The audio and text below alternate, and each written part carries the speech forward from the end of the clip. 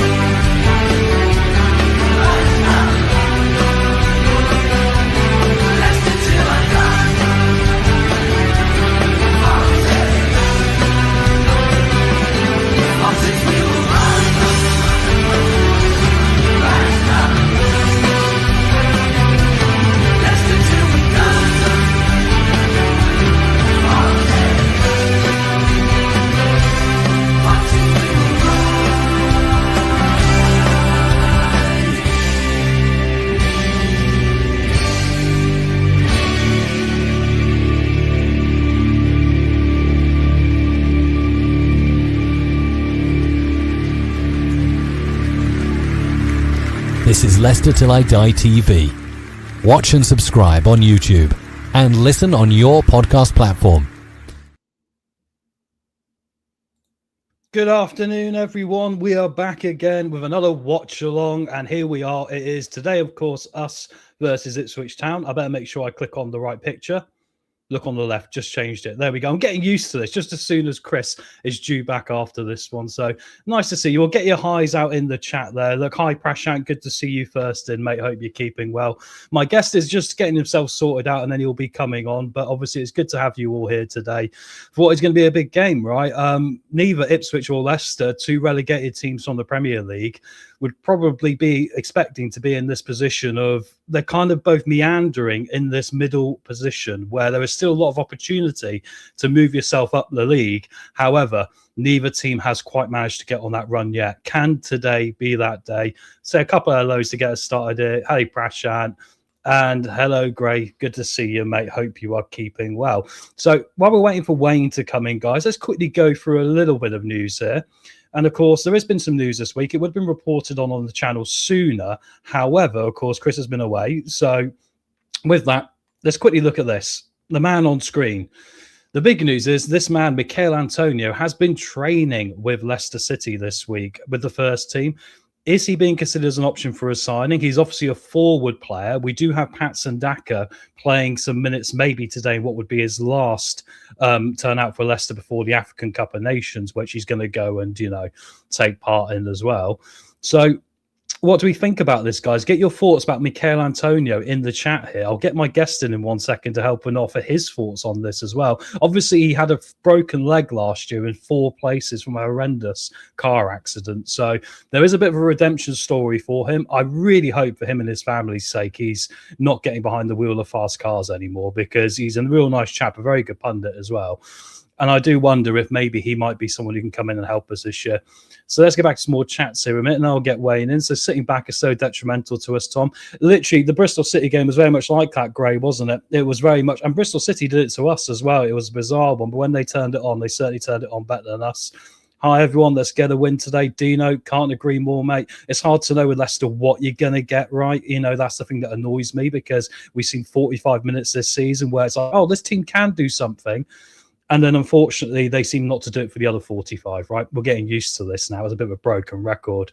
He'd do us fine. He's a free agent. Good first thoughts there, Gray. We need numbers, really, don't we? Afternoon, Dino. I was happy to hear this. I think he's a much-needed player in the Leicester lineup, but fans need to give him time. Yeah, I think he's an experienced veteran. I think if he brings a bit of leadership, there's something to be said. But let me get our guest in now anyway, and that way we can talk about it a little bit more. So let me just run this, and let's talk some Leicester with Wayne, guys.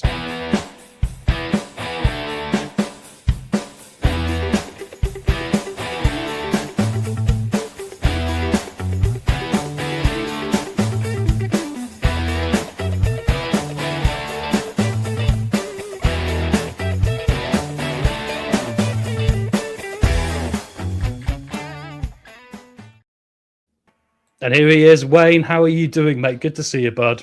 Hi, Tom. Yeah, really well. How are you? Yeah, not too bad, mate. Like you, been a busy morning, eh? So we're just rushing around to get ourselves here for the watch along. Hopefully it'll be a good day. Got some hellos for you here from Gray and Prashant as well, mate. So what's your first thought this, mate. I mean, I'm going to start with this because we've not had any news shows this week. So I thought it was something to bring up because it's become a bit of a talking point amongst the fan base. Michail Antonio, what's your thoughts, my friend? Yes. You're in on it. I mean, it looks a cool. I mean, don't you want that smiley face around your football club? Yeah, I mean, that's a good way of looking at it. I mean, if he can walk after breaking his leg in 4 places and obviously run about a bit, I mean, that'll be a big help as well. But yeah, no, I mean, I'm not against this idea. I mean, I've been saying for a while, if you look at other teams in the Championship, they're probably slightly below par from where they think they should be. Sheffield United being a good example. They went out and picked up Jarrah Riederwald and then went and picked out, what's he called? Bamford, isn't it? Bamford. Yeah, Bamford. Yeah, so with that, yeah, literally, I think it's interesting how other teams have done this when they felt they needed to. I'm quite glad we didn't go personally for Alex Oxlade-Chamberlain. It's a fitness thing for me, perhaps, on that one, especially with our medical staff. But I guess at the moment, we'll just see how it goes. But what do you think about the Josh Brownhill thing, Tom? You know, I mean, at the time, I was really keen on him because he got 20 goals from attacking mid in the Championship, right? And you think we lost Bilal. I was thinking that's an easy walk-in for us, right? However, the problem is the wages. I mean, the wages he's now getting paid, I think it's in Saudi Arabia, isn't it? We never could compete with those wages, which really ruled him out. But then you could also put the same argument for Josh Windass, who I think for Wrexham, when he has come in and been involved, has been very positive for Wrexham as well, and was someone we were looking at. But yeah, anyway. As you said, Tom, the good characters in the team. Yeah, absolutely. I think we do need that. I know, and it's the other argument, right? I mean, no team usually quickly says there is team who's great. I've got the team rolling along the bottom for you, mate. We're going to get to that just after this, Gray. All right. So the starting 11 is down there for you. But yeah, I think the thing with Michail Antonio is, I think like a lot of people get hung up on age, don't they? You know, they go, well, he's 35, I believe, and all this and that. And I would say, look, you know, it really does depend on this fitness. I mean, if he isn't very fit and if we're going to spend half the season, you know, with him unable to play, then it's going to be a very difficult sell for me because we need players who can contribute. And for the same argument, I say then, look, get Evans, who's on the bench again today, get Aluko, who's on the bench again today, you know, Page. Get them out there and get them playing as well because they're a bit younger and a bit fresher. But maybe there's something you can add here. I mean, do you think, Wayne, this deal will actually happen, or do you think he's just training with us? We don't 100% know that. I mean, when I saw it, and I was very excited because even when during the supposedly more bleak sort of West Ham days, he really shone out as having an excellent attitude. Really quick. He does when our managers have settled on Daka as troubling the back line with his pace. He troubles the back line, but he's also got an end product. Yeah, he also can play on the right hand side. He can play forward, can't he? Yeah, and sometimes he was very regularly played as the lone striker, having a thankless task, and he put in 90-minute shifts. His attitude, I've got no question about, and his finishing, I've actually got no question about. It's just with 4 breaks. That's extreme, isn't it? Yeah, that's it, isn't it? I mean, the challenge for me is as well. It is Daka's going to be away, isn't it? I mean, I know Patson Daka isn't starting now. Jordan Ayew is, but if something happens to Jordan Ayew, are we comfortable putting Carranza in there? Yeah. I mean, what do you think? I mean, I'd argue he's probably not proven so far, has it? He can do it. So. Yeah, it's difficult because, like Gray says, his missus could mark Daka. You know what I mean? The definition of Daka is he runs around a massive amount of kilometres, but the net result, whether that's pressing the back line or fashioning attempts on goal, it's just non-existent. No, that's it, isn't it? Just say hi to Craig here. Hi, Craig. Come on, you foxes. That's going to be a good one. Yeah, we don't need the Ox. I think he is one of those that his injuries are probably a bit too much for us now. Got Dorker as well. Is one-legged Antonio better than two-legged Daka? I mean, this is the thing, right? Because we're in a financial situation as well, aren't we? Where to really go out and spend, say, £5 million in January, we're uncertain that if that can actually happen. However, I will say there's been no points deduction yet, like I predicted. I didn't think it was... Isn't it? Yeah. Which I would have thought now it had to happen by now, or a transfer embargo has to happen because we're only literally 1 game away now, mate, and it'll be Christmas. Yeah. It's interesting whether that DeMarco is. They're having discussions now based on what they might have come to a decision. They might have approached Leicester, and it just seems like we're not hearing anything, are we? There's zero news. So that it's not simple. So No. they're having complicated conversations, maybe. And I did fancy your theory, actually, Tom, that we might end up with none, because we've really tried hard to sell all the players, get people in on loans. We've been behaving ourselves with PSR. I think the thing for me is, as it's always been my argument, the problem they've got with it is it's called rolling. It's a rolling period. So, okay, it is a 3-year cycle, right? And you could argue for 3 of those years we might have failed. However, what does rolling mean legally? That to me means in the 4th year, you can affect the 3rd year, right? So while I think we were overspent by 70-odd million quid, I think what the EFL will look at is, as part of a financial plan for the club, is we have sold, 45 million quid's worth of players this summer. We've also then got the Bilal deal, which is going to be coming in at some point from Stuttgart, and I think they look at that and go, there is planning here, and they've not gone out and spent, and the club would have hopefully communicated that to them. So that's always been my theory as to why I don't think we will get one. But I appreciate people have got this opinion of the Football League hates us, and they probably do, because we've challenged them and all the rest of it, right? So just a quick question with Gray I'm going to quickly get to before we get to the team, guys. The team is out. It is scrolling along the bottom. We will get to it next. Team's fine. It's the match duration that's the problem. Wayne, this is a big thing for me this week, because we seem to be seeing 45-minute spurts from the football club, right? I think, remember, 45 minutes in the second half against Hull, I thought we were very good. 45 minutes against Swansea, we were very good. 45 minutes against Derby, we were excellent, I thought. But then after that, it's either the legs go or we get too defensive. Do you think fitness in this football club is a big problem? Because for me, it's becoming a real red flag. I think because what you expect from top athletes, and let's face it, a lot of players that play in the Championship, if they either just improve the finishing or they are on the edge of being Premier quality, not all of them, but a good portion. So you'd say the top athletes, so you expect them to be in 1, peak condition, and 2, I mean, all clubs, they all do mental conditioning, don't they now? They all that's part of the program. I mean, we've got a mental, I don't know what they call it, stability or conditioning or whatever, but we've got one of those at our club. So it does make you wonder why the drop off happens, because that to me ordinarily is either fit, as you say, fitness, or it is like mental strength and that willingness to win, and that willingness to win makes a difference. It pushes it, if you're knackered. JJ's got such a thing to win, and Ramsey has. They will bust their gut to get in the box, whereas other players won't bust a gut, and so they won't get that chance of a late run in the box. And that's the difference between the mid-level and the top, isn't it? I think that's it. I think the interesting thing is that the thing that frustrates a lot of us as fans, and why I get into the negative mindset about this football club, is I can see them doing it on occasion, and I'm like, what could this team do if they could do it more consistently, right? I mean, because we've seen it with, I think, the Blackburn game where we got beaten 2-0. I think they were consistently doing the same thing for 90 minutes, and that's why they won. I don't think they were actually much better than us. I just think it was a case of they were consistently going through their cycle, right? Lots more hellos in the chat. Really appreciate it. It's a good one here. Ipswich are fantastic on the attack. What is the single biggest threat we need to neutralise today? Legion of positivity. We're going to get to that. We're going to go the Leicester team now. When we get towards kickoff, we'll go through the Ipswich team, and I've got a little bits of stats on all of them, so we will go through all that. Right, Wayne, let's quickly switch us across as all these come in, and we'll go for the team news for today. Only one change, which is funny because I wrote the ticker out for this about half an hour before the show started, before the team had even been released. And I guessed the team perfectly because I thought there's only one change going to be today, and that's going to be Ricardo in for Hamza, right?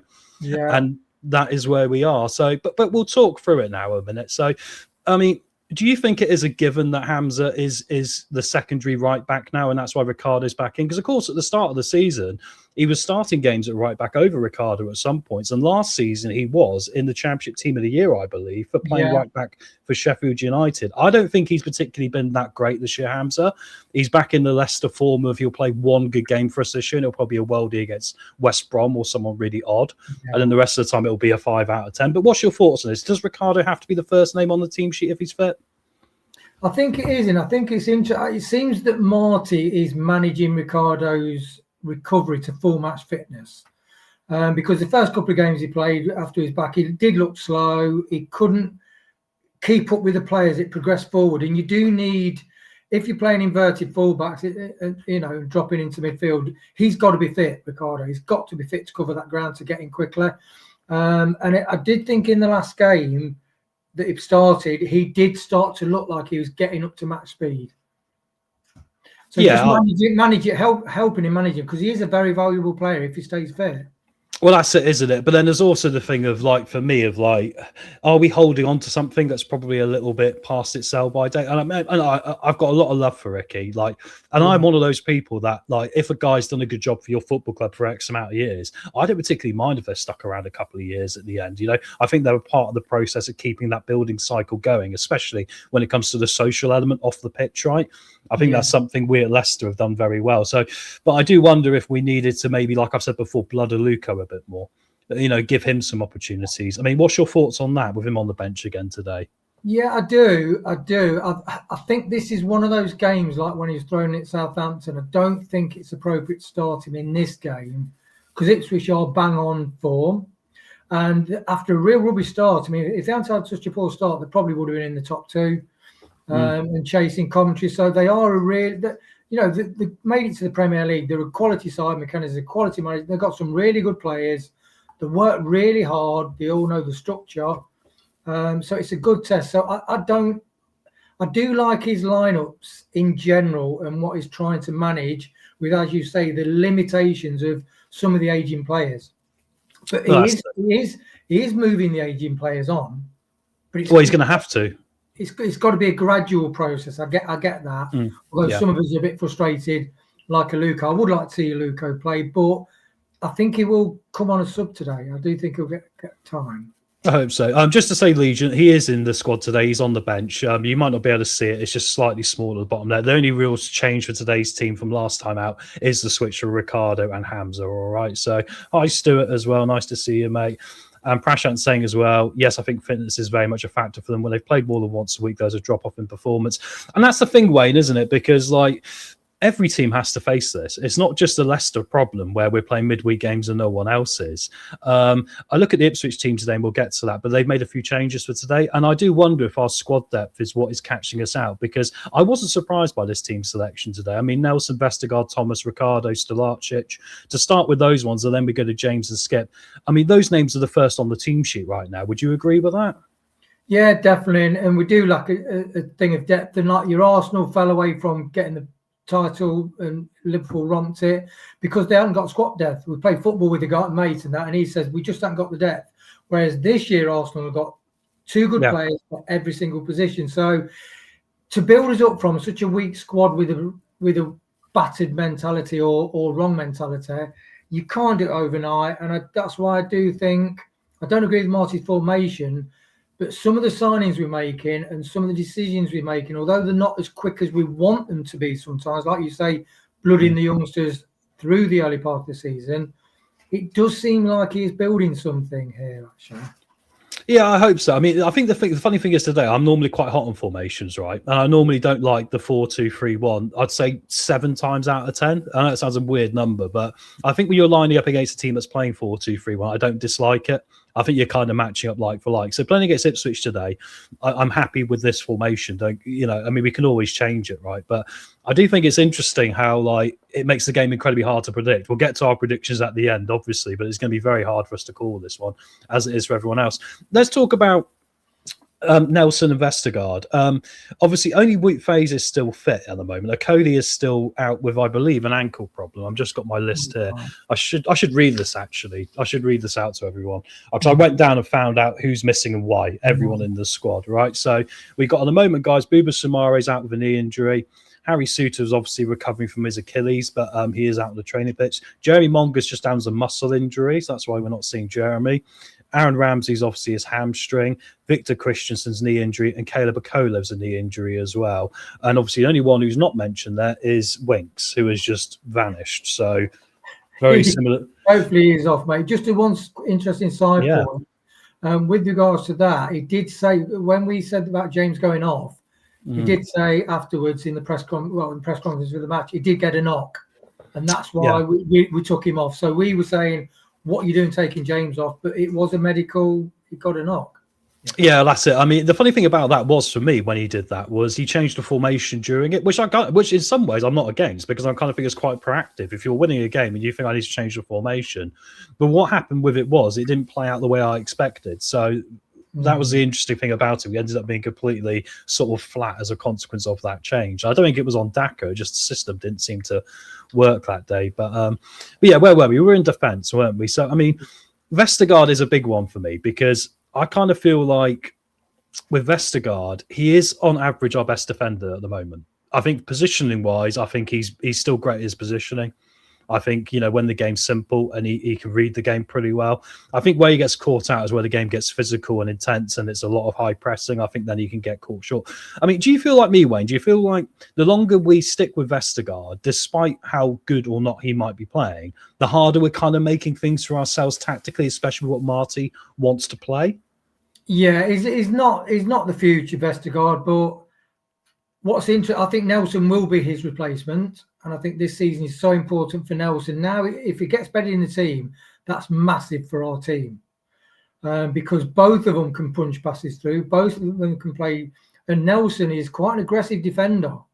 Vestergaard is brilliant, and he fist pumps and everything when he blocks a shot.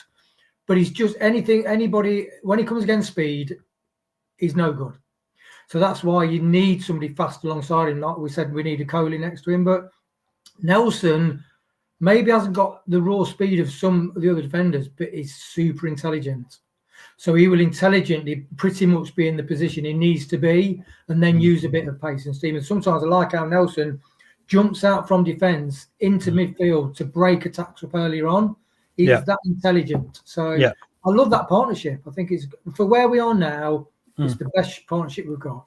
I think you've raised a very good point there because when Vestergaard was taking on that role of jumping forward and he was getting caught out, the goal against West Brom, one of those it was on him. I mean, he went to try and win the ball. It was all in the right thing to go and do it, but he wasn't quick enough to then get himself back sorted. But I agree with you that I think Nelson, alongside him is a better deal because Nelson can do that for him. Like Gray has said here, Vestergaard's a great passer. I you know what I'm like, because I'm thinking square pegs and round holes of this football team. I've wondered, bear in mind, he started out as a defensive midfielder. If we were to slightly change his formation, perhaps he goes into a midfield three at the base of it. And perhaps his passing and his vision from that could work. I've said the same about Wout Faes maybe as well. This is where they go, Tom, you're mental. But he has played that position before. And I wonder, when you lack pace, perhaps being higher up the pitch will hide that a little bit more almost. But anyway, more importantly, Luke Thomas left back, mate. So obviously not really the most popular man in the fan base at times. No other left backs available, really. I mean, I don't think Aluko's an all-out left back.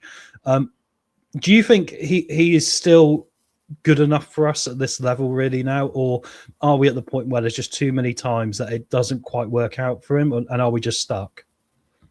I think there's 4 people in this starting 11 that the fans have really had a major go at, and sometimes unfairly. And Luke Thomas is one of them. Vestergaard is another. Luke Thomas is another one of those. And in the match, me and Jim were saying his free kicks and set pieces, he's got a brilliant left foot. He's getting booked quite regular, so he's doing some of the dirty stuff as well. He's whether like Vardy's phoned him up and say, put it about a bit more, pull people back if you and I do like that about him. And also on the last game, he's got a long throw.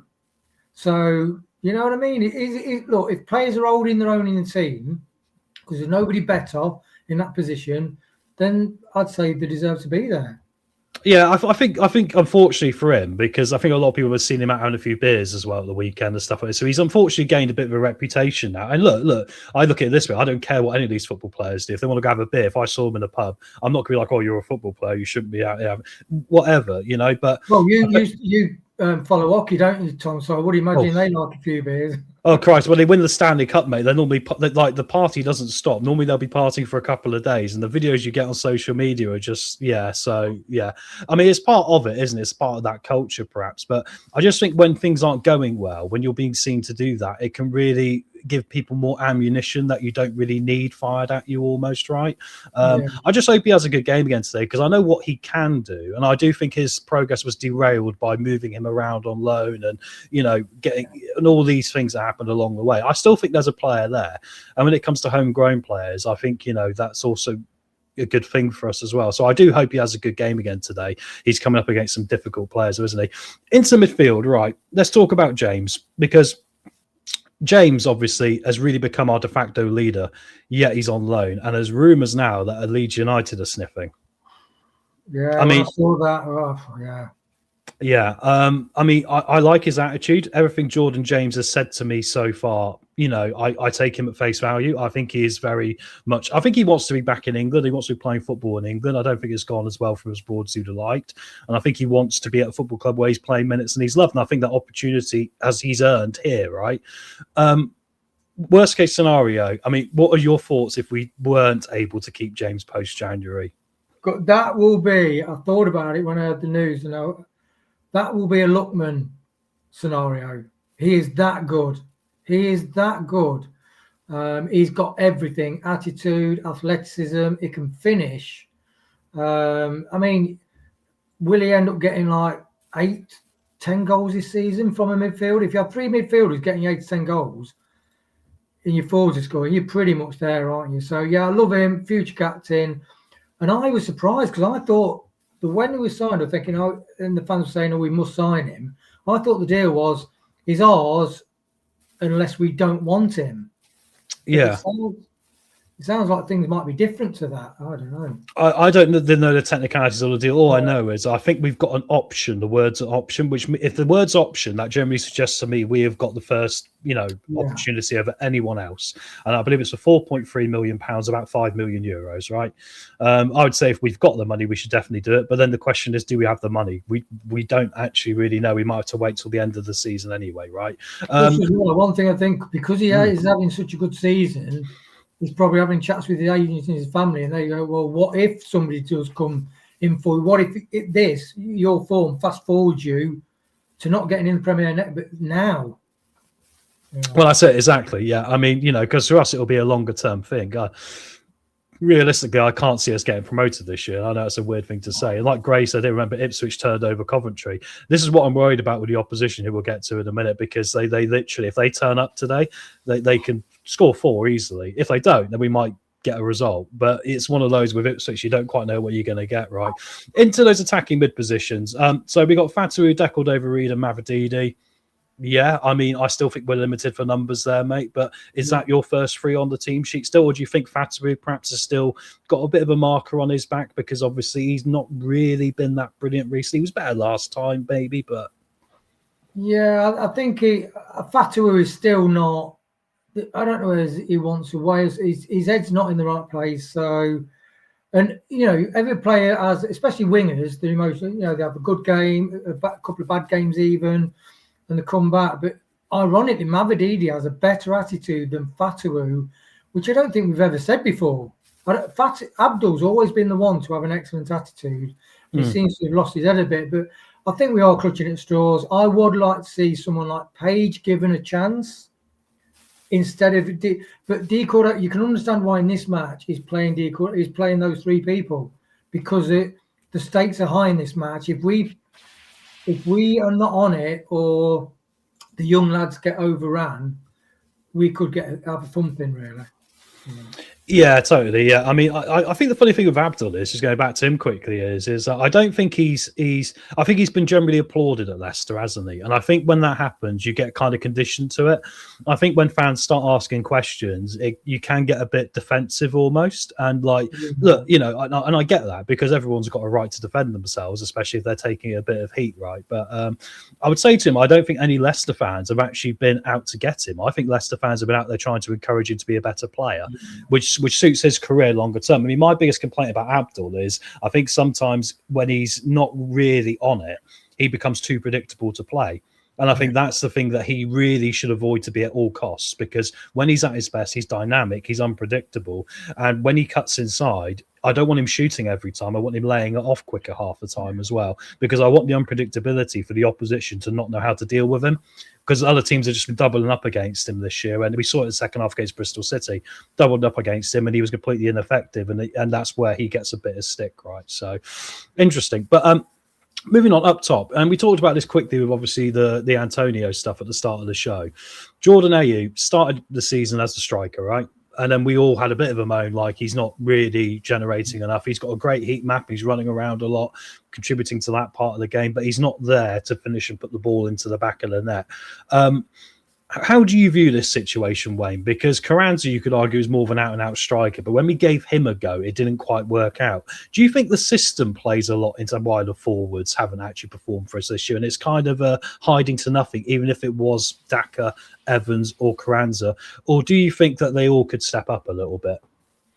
Yeah, I do think Carranza's a top guy. I do think he would feed off somebody else better.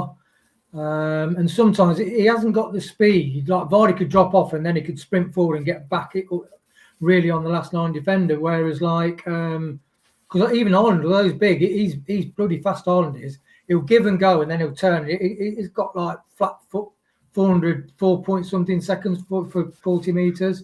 So, but Carranza can't do that. He's too slow. So he needs. I think as a 2, he would do really well. But it's a puzzle, and we've not got the players to solve the puzzle at the moment. So I think Marty's just having to do his best. So out of all these, you would pick Jordan Ayew, because I must say right now I'd probably flip between him and Daka. I know people hate me saying Daka, but it'll be between those two for me. And now Daka's going away, so I mean, is it Ayew your main man right now still? Yeah, I'm not. You know, I've said this about Samori and Daka for long. I don't agree with paying people really high wages for not even performing 4 out of 10. I mean, some of these players are getting 2s and 10s. It's just not acceptable. So I don't think he should be at the club anymore. I think we need to get him gone, and giving him time, I don't think is good for the younger players, because they're thinking, well, that's the standard that we want you to attain to. No, it's not. You know, we want you hitting 7s, 8s every week. So no, I don't think Daka. Carranza, I think, is still unproven. But Ayew's definitely the one, because does he sometimes slow the play down, and is that frustrating? Yes, because he wants a quick transition. But he does like to get a shot off. Out of all the people, he loves to get a shot off. Yeah, he does indeed. Yeah, quick one from Dorcas. This 4-2-4 James as skip as midfield do you know what? I wouldn't be against the 4-2-4. I mean, I think we're much better trying to attack than we are trying to defend. I mean, when we sit back, like we said earlier, I believe by Gray or maybe Jeff, you know, when we sit back too much and pass around the back too much, we're inviting danger onto us, and then we start to look very holy at the back, don't we? So, unfortunately, it's not. It is a 4-2-3-1 today, but Ipswich are lining up in exactly the same, right? So, quick one on the bench, mate. Then we'll quickly get to Ipswich. So the bench today is only one change. That is Hamza and Ricardo swapping around. We've still got these places for Aluko, for Evans, and for Page. We didn't really see a lot of them last time out until the last 10 minutes when, like, you know, obviously Page and that came on. But interesting question for you on this, because I think this is the interesting point. Marty hasn't been that eager in getting these players too involved. We've seen little bits here and there, like the Charlton game for Page, you know, where he played and then disappeared again. And Evans is finally getting on the bench after a bit of a pre-season. Do you think he's being forced to do this because of the lack of numbers he's got? Or do you think this is actually more him trying to actually progress them, mate? Which do you think it is? That's a really good question. He's one I don't think it's easy to answer, because, I mean, Silko, when he came on, and Page, great. I mean, Luco came on and he was in a nightmare situation. But Page and Silko Thomas, I think they are coming on and they're holding their own, which is a really good thing for bringing on development. You know, and we need to give them regular 10 or 15 minutes at the end of the match. So hopefully we'll see more of them. You know, but I think the more, it's like anything. So if you got more of a quality in that squad, when we weren't so weak in defence and let lead slip, you could incorporate the younger players for more minutes, I think. But we have got a struggling side, and we're on a knife edge of winning or losing games, aren't we? I think we don't really dominate games as such.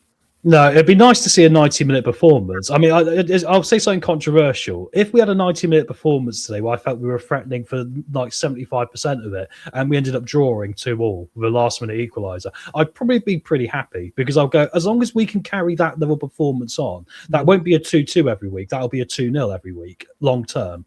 That's my thing, which is my worry, and I think that's Ipswich's worry as well, right? Scott, thank you very much. Like Scott has said, guys, make sure you smash the like button today and try and hype the video. If we can get to 50 likes on stream, Chris will be delighted when he comes back off holiday. So that'll be a nice one for him, and obviously he'll be back here to enjoy this. Can we get another win? I'm a win and a draw in my hosting duty, so it's probably due to be a loss, but I hope I'm wrong, right? Let's move on to the opposition, guys, quickly here, Wayne. So we've got a few minutes, and then we'll have a quick break before the watch song itself begins. So 4-2-3-1 again for Ipswich today. A lot of ex-Leicester players as well, or people that have touched Leicester along the way. Obviously, we said Derek Kipri there, who's an ex-Leicester Academy player. Then we've also got on the bench, also George Hurst up top. We've also got McAteer on the bench, who Ipswich fans haven't taken to very well. They think we've kind of robbed them for a bit of money there. But this is a dangerous team, isn't it? If you look at this on paper, I don't think it's a Premier League quality team, apart from one or two players. But what's your thoughts looking at this starting 11 for Ipswich today? Yeah, Philogene, Hurst, Nunes, good players. Jack Clark, really good players, to be honest. And the players that do give you 7 out of 10s every match is mostly. So I think he's got a really good, consistent team. He's got the defense is really solid. I just think they're good, and they all do the basics very, very well. They do, yeah. I think the interesting thing is that they've obviously sold a few people like Hutchinson and all the rest of it in the summer to Forest, and I think they found it difficult just managing that transition of coming back to the Championship. Luckily, they are still within a couple of wins for them of being in the automatic promotion shout. That great result they come off last week where they beat Coventry 3-0. I mean, they got 6 points from last week, didn't they? Did they get 6 points? Well, I wrote this down. Let me double check. Yeah, 1-0 against Stoke, 3-0 against Coventry. Both those teams in the top 3. Yeah. So there's danger there. They're a strong, dynamic, hard side to beat, and they've all got competitive spirits as well. They fight hard to get the ball.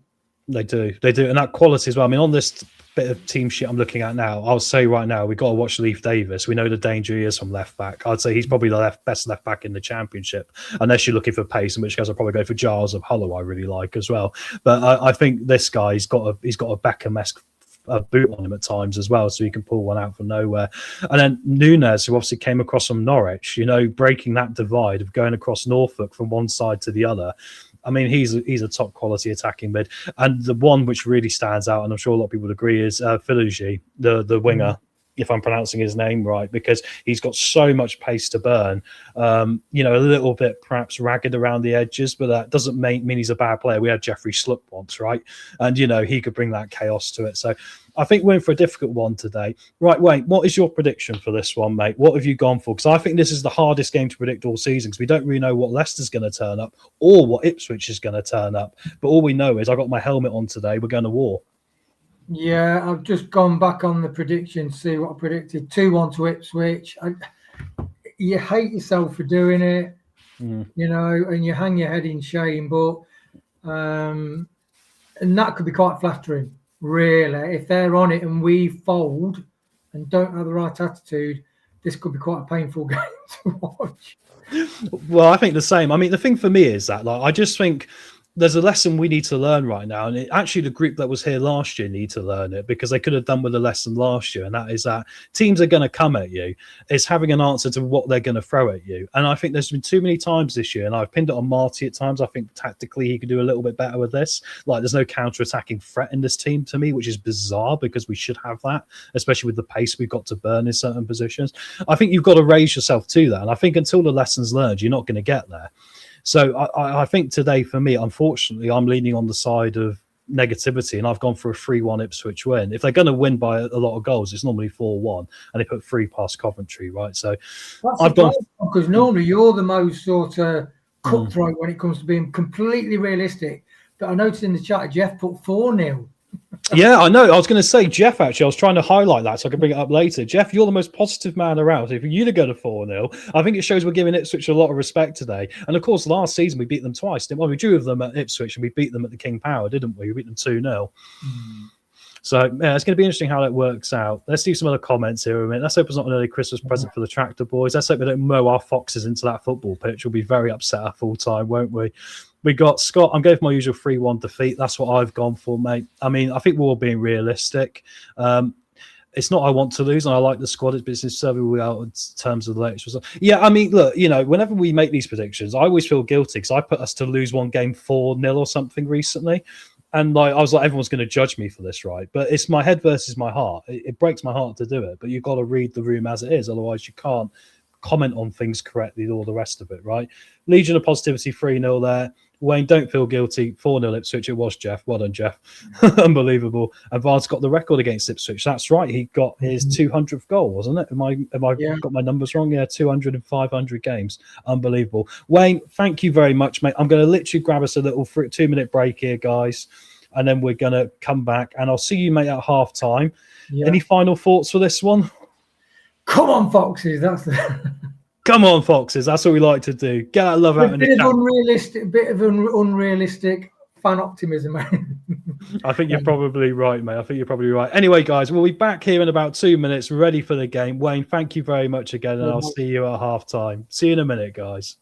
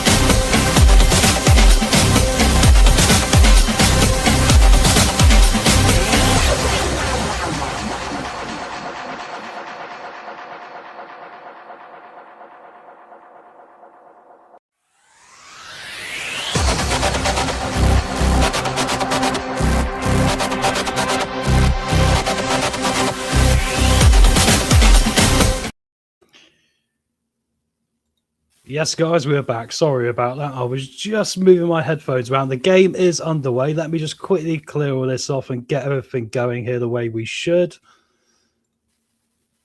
I was all organised earlier, and then it all went to rubbish, which is the way life goes sometimes, isn't it? But we are underway at the King Power Stadium now. I'm just literally getting everything sorted out here. Yeah, we're about a minute in, so I apologise. The clock is slightly off. But there we go. Let's see how we get on today. Ipswich in red, kicking from right to left today. We are in our blue home kits, and we are kicking from left to right. So come on, you foxes. 100%, Stephen. I'm trying to remember to click these so quick. I've been clicking them so quick. Actually, it has been flying by. There we go. Jim's in. Hi, Jim. We'll see you on the post-match today as well, mate. Let's go, you foxes. 100%. Remember, guys, as Gray has said, because I didn't quite get to all my chaos, no spoilers of any description. Well said to you. At the moment, there's nothing going on particularly, guys. Leicester look like they're trying to come forward now, but there we go. Good stuff from you there, Gray. Love it, my friend.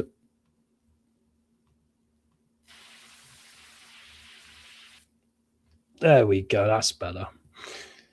Technology, guys. We can't live with it. We can't live without it sometimes, can we? We got the ball now outside the Ipswich town area here early doors. We're just passing it back across the defence, though. Typical Leicester City, aren't we? A good morning from Canada. See, hey, Tom, everyone in the chat, go Foxes. Hope you guys are all right in Canada. Hope it's not too cold yet, mate. Obviously, lots of love to you all. Really appreciate that. Here comes Leicester now. Ricardo's coming inside. He's going to try and lay it off into the central midfield. And unfortunately, Ipswich now can have a counter-attack. Nice little run inside from Ricardo. Here comes Philingy down the left-hand side. James is tracking back here, trying to get back. And he's won the race. And he's going to kick it out here for an Ipswich Town corner. That's the danger with them. They've got a lot of ability on the counter-attack and a lot of pace in this team. And they managed to break away there. It didn't look to me like Jayden Philingy actually even got into top gear there. Luckily for us. And James managed to get back with a sliding tackle to kick it out for the corner. It's amazing how James tracked back there. But, of course, Ricardo was out of position because he came forward to come inside. So, corner to Ipswich Town. Going to be taken by Nunez here early on. Good opportunity for them. Let me just get the score on. There we go. Apologies, guys, because I can't have the time around the score. The score's going to be going along the bottom. Corner's in here to the near post. It's been headed clear there by Jordan Ayew. Back in from Davis, and it has been picked up by Stolarczyk, and we are back to square one. So there we go. The score is going along the bottom, guys. Like I say, unfortunately, I can't have both this and a timer. I'll have to ask Chris when he's back up holiday for next time how I do that, because I couldn't quite work it out without losing one or the other. So we'll go with timer on top, score at the bottom. And like the chat have said, the admins, thank you all the admins for being here today. Really appreciate your support. Obviously, don't forget, no spoilers. When I've reacted to it and the score's gone up, you know it's okay. We've picked the ball up here from the back line, and it's a long shot. It's deflected. It's going to be a corner. It was Mavrididi. Ipswich were trying to play out from the back. They, similarly like us, tried to play out from the back, right? They gave the ball away there, and Mavrididi picked it up. He took it on. He probably could have had a shot earlier. When he took the shot, there was a block from the number 26, I believe is their captain, who is O'Shea, I thought it was. And of course, today on the home kit, there is no sponsorship from BC Game. It's on the back of the shirt today as a little logo. On the front, they're supporting the Leicester Hospitals charity, which is very good. As Blue Fox has said, great shirt sponsor for today. We like that. Come on, Leicester. Well said. Corner's going to be in. It's played short out wide, and it's going to be coming in now from Ricardo. And it's been cleared away there. And there we go. It's going to be bouncing around outside the area. Ayew and Fatu in each other's way. Fatu gets a strike away, it deflects, and the goalkeeper has an easy save to make from the bobble on that shot. But still, encouraging start here. If we're pressing Ipswich at the back and trying to win the ball at the back, I said we're a lot better when we're front-facing as a team and we're willing to win that ball higher up the pitch, make things easier for us. And we're seeing that so far as Ipswich, like us, are trying to pass out from the back, from the goalkeeper to the centre-back. And right now, we're edging this battle, which is great. Absolutely on the shirts. Well done. Prashant, good luck, Foxes. I have a lot of work to finish before the winter break. So, Tom, I'm relying on your expert commentary.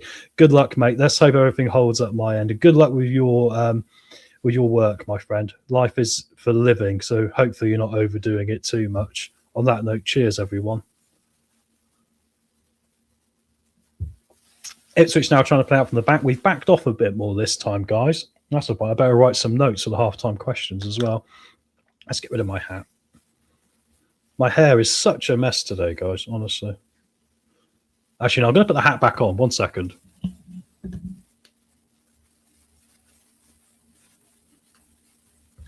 I said we're going to war today. This is my war helmet. We'll go with that because my hair is an absolute mess. I definitely need a haircut. We're trying to play out from the back now at our end, and here come Ipswich pressing on to us. There was a diving attempt to win the ball from Jacob there from Nunes. He has luckily missed the keeper, and we've managed to get it out, but it's gone out for a throwing to Ipswich down towards their goal. So, Gray, we need to play through their press 100%, mate. That's entirely it. I mean, I think we started off doing that a bit at the top end because we have tried. Ayush right now is currently running around in between the two centre-backs trying to put them under pressure. Keep your head warm, Tom. We really appreciate that. I need to, mate. It's cold here. I mean, you know, like the Canadians in the chat will know it's cold. Long ball played forward. Here comes Leif Davis now on the left-hand side. Can he keep it in? I think he just has. It was about to go out. There's been a header from Ricardo, and now James is back there trying to help out as well. A bit of head tennis going on towards the bottom left of our penalty area. Here come Ipswich now. They're picking the ball up, laying it back to Kipbury, who never got a look in at Leicester, did he? But he's an interesting player. Definitely. He's played at West Brom before as well. Comes down the opposite side now, the right-hand side for them. And there's been a tackle. Thomas has done well there. Actually, no, it was Skip. Sorry. Thomas and Skip tagged up on their right side of midfielder there. Now Fatu's got some space down the left-hand side. Ayu's pointing him to play it forward. He finds Mavrididi instead. It means Ipswich have got time to get back. We're probably not cutting quickly enough forward here.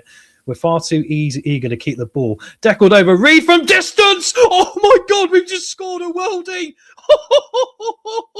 Guys, Deckled over, Reed's just hit one from 30 yards into the top corner. It's 1-0 Leicester. The sort of thing that makes you jump out of your chair, but I pull the computer over with my headphones. 1-0 from Bobby Deckled over Reed. Come on, everyone.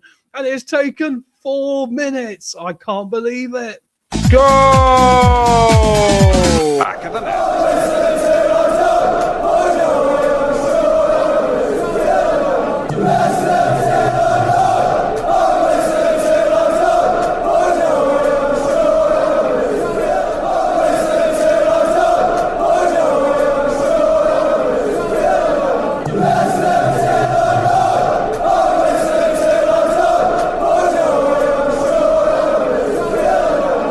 Go!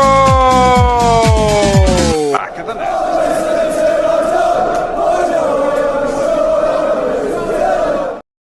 Oh my God, guys, what a finish. They've just shown it again. Unbelievable. Literally, he picked the ball up. He was 30 odd yards out. Unbelievable. And he just literally smashed it into the side of the net from about 30 yards. It went across the goalkeeper. It was about sort of just over mid-height. But what a finish and what a start from Leicester. We are 1-0 up. Unbelievable. Excellent. My prediction is currently up the spout. So happy. Well, I've gone for 3-1 Ipswich. So hopefully I'm very wrong today. This has got vibes of like the Derby game so far, guys, where Derby, obviously, we expected something from them because they were on this massive run at the time where they just kept winning games 1-0, 2-1. And all of a sudden, we were 3 up from utterly nowhere. And once again, they gave us space. I mean, that's the cool thing about that. They gave us the space there for him just to have a shot. And Deckled over Reed just took it on and smashed it into the back of the net. Unbelievable stuff. Unbelievable. Delighted with that. Honestly, I can't believe it. And we still got the ball down their end here, which is even better news. So Ipswich, a bit like us, just really playing around the back so much. But is it all counterproductive sometimes? I don't know. Oh, God, I'm completely shocked with that. Like, yeah, he's playing out of his skin, yeah. What's nice is he saw the space and he took it on, didn't he? Unbelievable. Like your cold excitement, not dramatic as crisp excitement. I wasn't expecting it, Prashant. I was here trying to... There's a lot of admin I'm trying to do at the same time, keeping the score up to date, and I wasn't expecting that to fly in. It completely caught me by surprise. Unbelievable. Always back the lads. I mean, we try to. I mean, we've all gone for us to lose today, haven't we? Which shows how good we are. Great. I'll say it again and again. Bobby is our number 9. I'll tell you what, he could be. And obviously, if this thing doesn't work out with Mikel Antonio and Patson Daka going away with the African Cup of Nations, I mean, it's got to be him or Jake Evans, right? Possibly. I mean, I don't think there's anyone else in the team. But it was a great finish, that was. Great finish. As we keep coming forward, now let's get back to some commentary here. But it was a wonder strike, honestly. Absolutely incredible wonder strike. Leicester have currently got the ball on halfway with Nelson. We're just playing it around and passing it around. Ricardo stayed up, so Fatu is back at the right back position at the moment.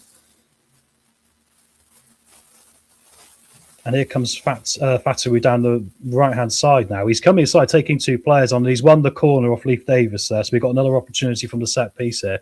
Good start from Leicester, 11 minutes on the clock. We're about a minute behind, unfortunately. But brilliant stuff here. I like us scoring early for a change. Now just a 1 more goal in Ipswich then. Hey, I like the strategy, Jim, of like, that's what we did against Derby. Let's get 3-0 up by half-time, and then the second half could be the second half. All I want for Christmas is Leicester goals. You only got 1 more game after this before Christmas. Crazy, isn't it? We're barking at the wrong 2. We need to bring in a 10, not a 9. Very good comment, mate. Probably a good one, Armchair. Corner coming in now. Fatu into the middle. It's just deflected across. It was nodded on by the Ipswich Town player. What's the referee going to give? It is a throwing to Leicester City on the opposite side. Kevin, afternoon to you, mate. Good to see you. I hope you're doing well. 1-0 to Leicester after 8 minutes. A rocket from Bobby Decordova-Reid. Unbelievable scenes.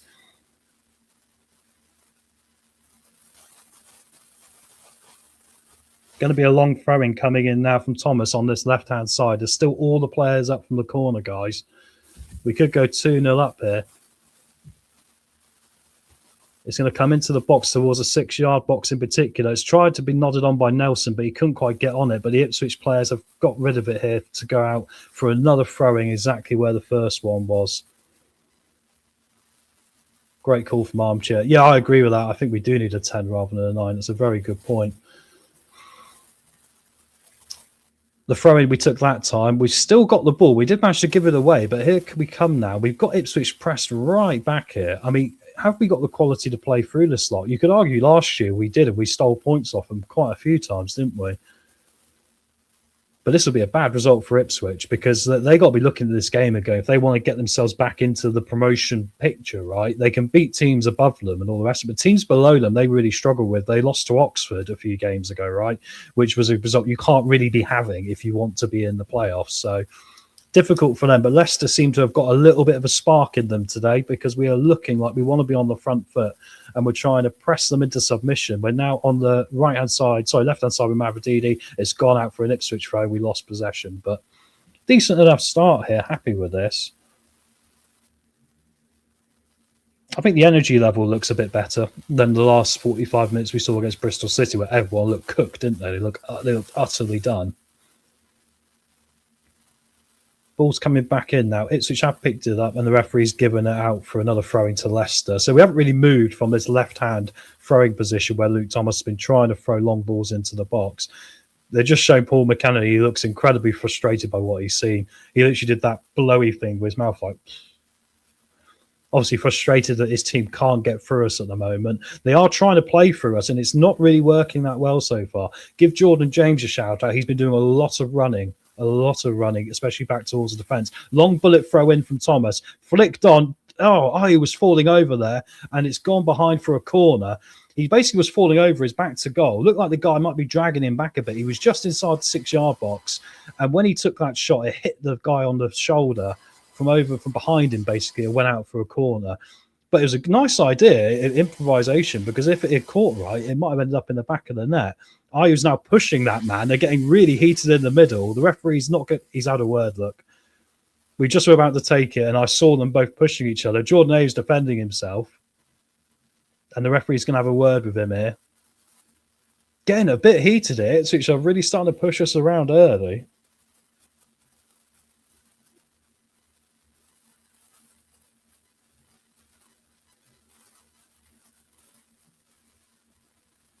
They've had a nice little chat. It was him and the midfielder for Ipswich, Masiwa.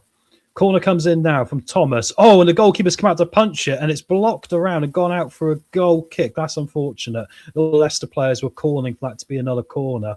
But the goalkeeper came out, got a pretty loose punch on it. It bounced down into the 6-yard box and then fell behind the goal for a goal kick.